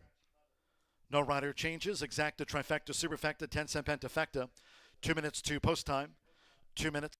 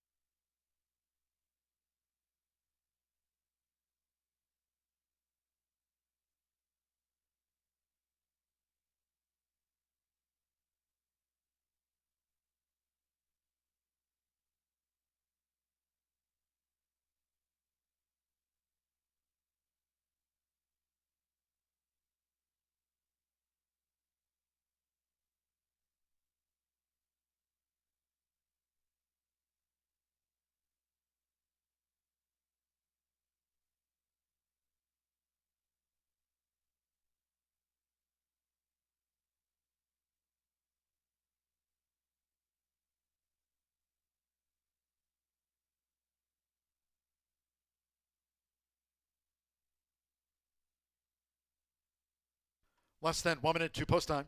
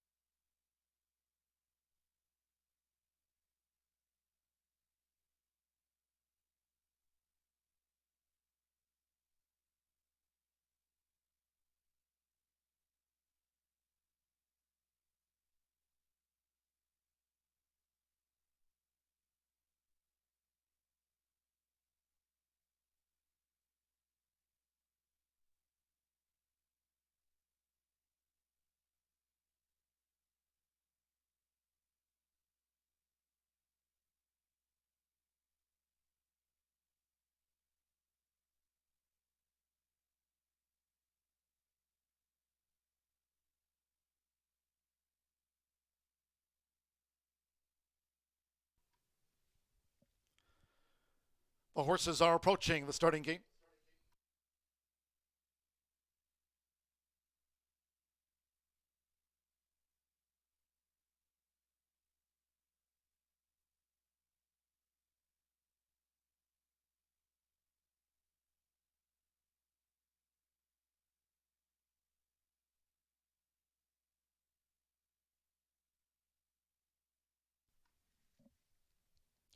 The horses have reached the starting gate. It is now post time. Oscar Macias, Quiet Conversation, first up and in. Good Time Stoli. Egoist loaded. Egoist, Quiet Conversation, Good Time Stoli, the first three of them in. Vegas Modelo moves in on a hot day. Vegas Modelo.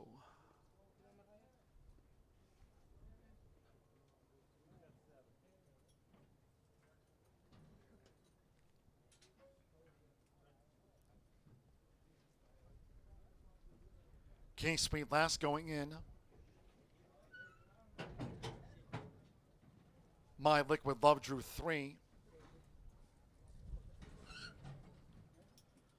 Rolanda Pena with the first Dynasty.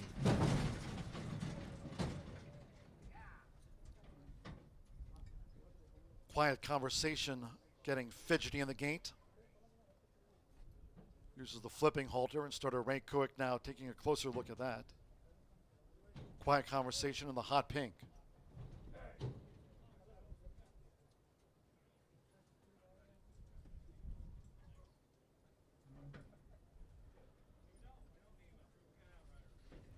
The first Dynasty in. Knockout Queen. Given a 32-1 chance to land the winning blow here. Knockout Queen is in. EC Prosperity. Over the 300 yards. Stand by one more. LD Martinez with Trace of Glory, turquoise black stripes. With the 300 yards, fast track. Next race card here on Saturday for Pups and Ponies. Saturday kickoff at noon Eastern. Last of the day. We got the early start all in. And they're off.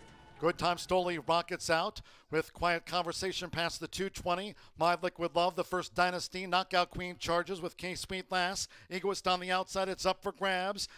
Close to the finish with My Liquid Love to upset K-Sweet last. Then Good Time Stoli. Egoist with EC Prosperity. Knockout Queen. The first Dynasty. Quiet Conversation. Trace of Glory. We trail back to Vegas Modelo.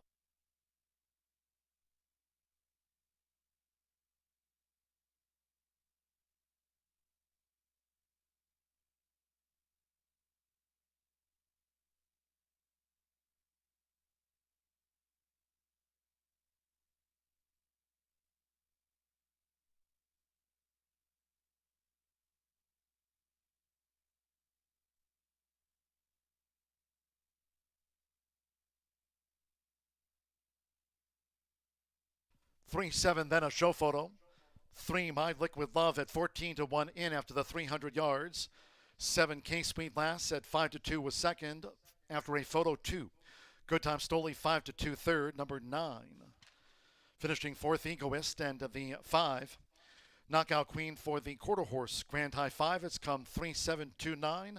5 runs fifth at 41-1 odds. Diego Bocanegra for Natasha Perez, Jennifer Romero. My Liquid Love, 4-year-old Sorrel mare, bred in the Pelican State, and takes it out at 14-1 odds.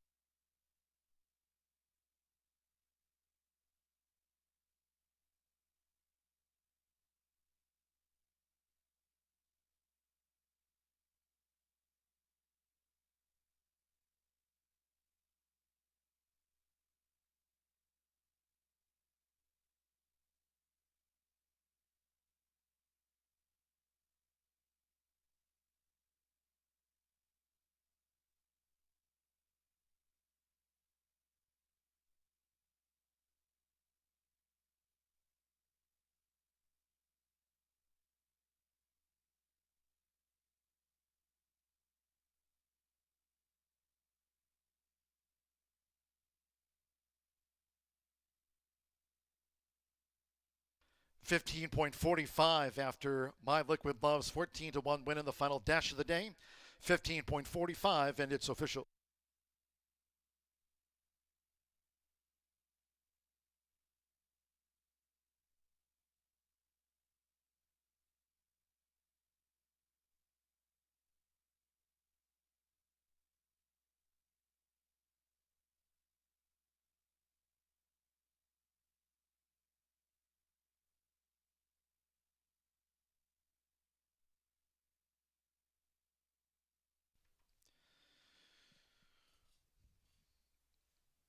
First season riding for Diego Bocanegra.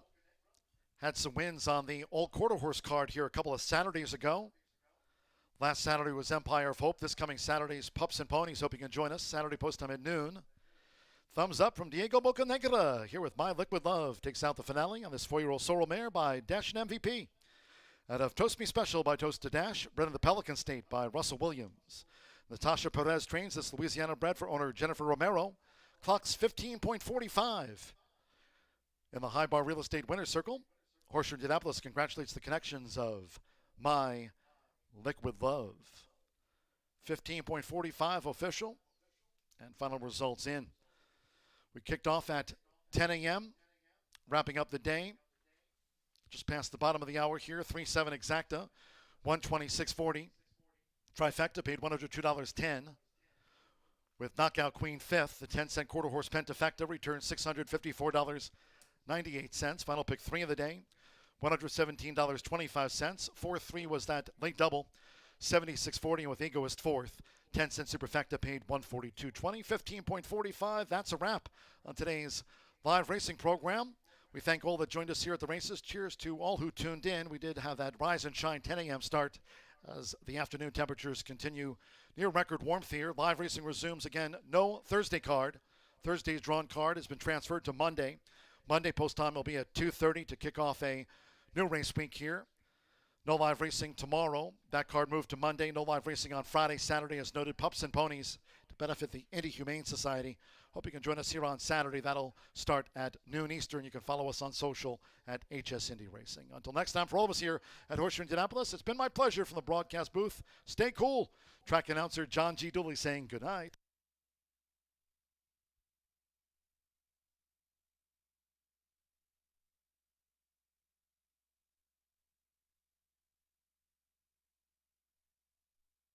All in. And they're off. Good Time Stoli rockets out with quiet conversation past the 220. My Liquid Love, the first Dynasty. Knockout Queen charges with K-Sweet Lass. Egoist on the outside. It's up for grabs. Close to the finish with My Liquid Love to upset K-Sweet Lass. Then Good Time Stoli. Egoist with EC Prosperity. Knockout Queen.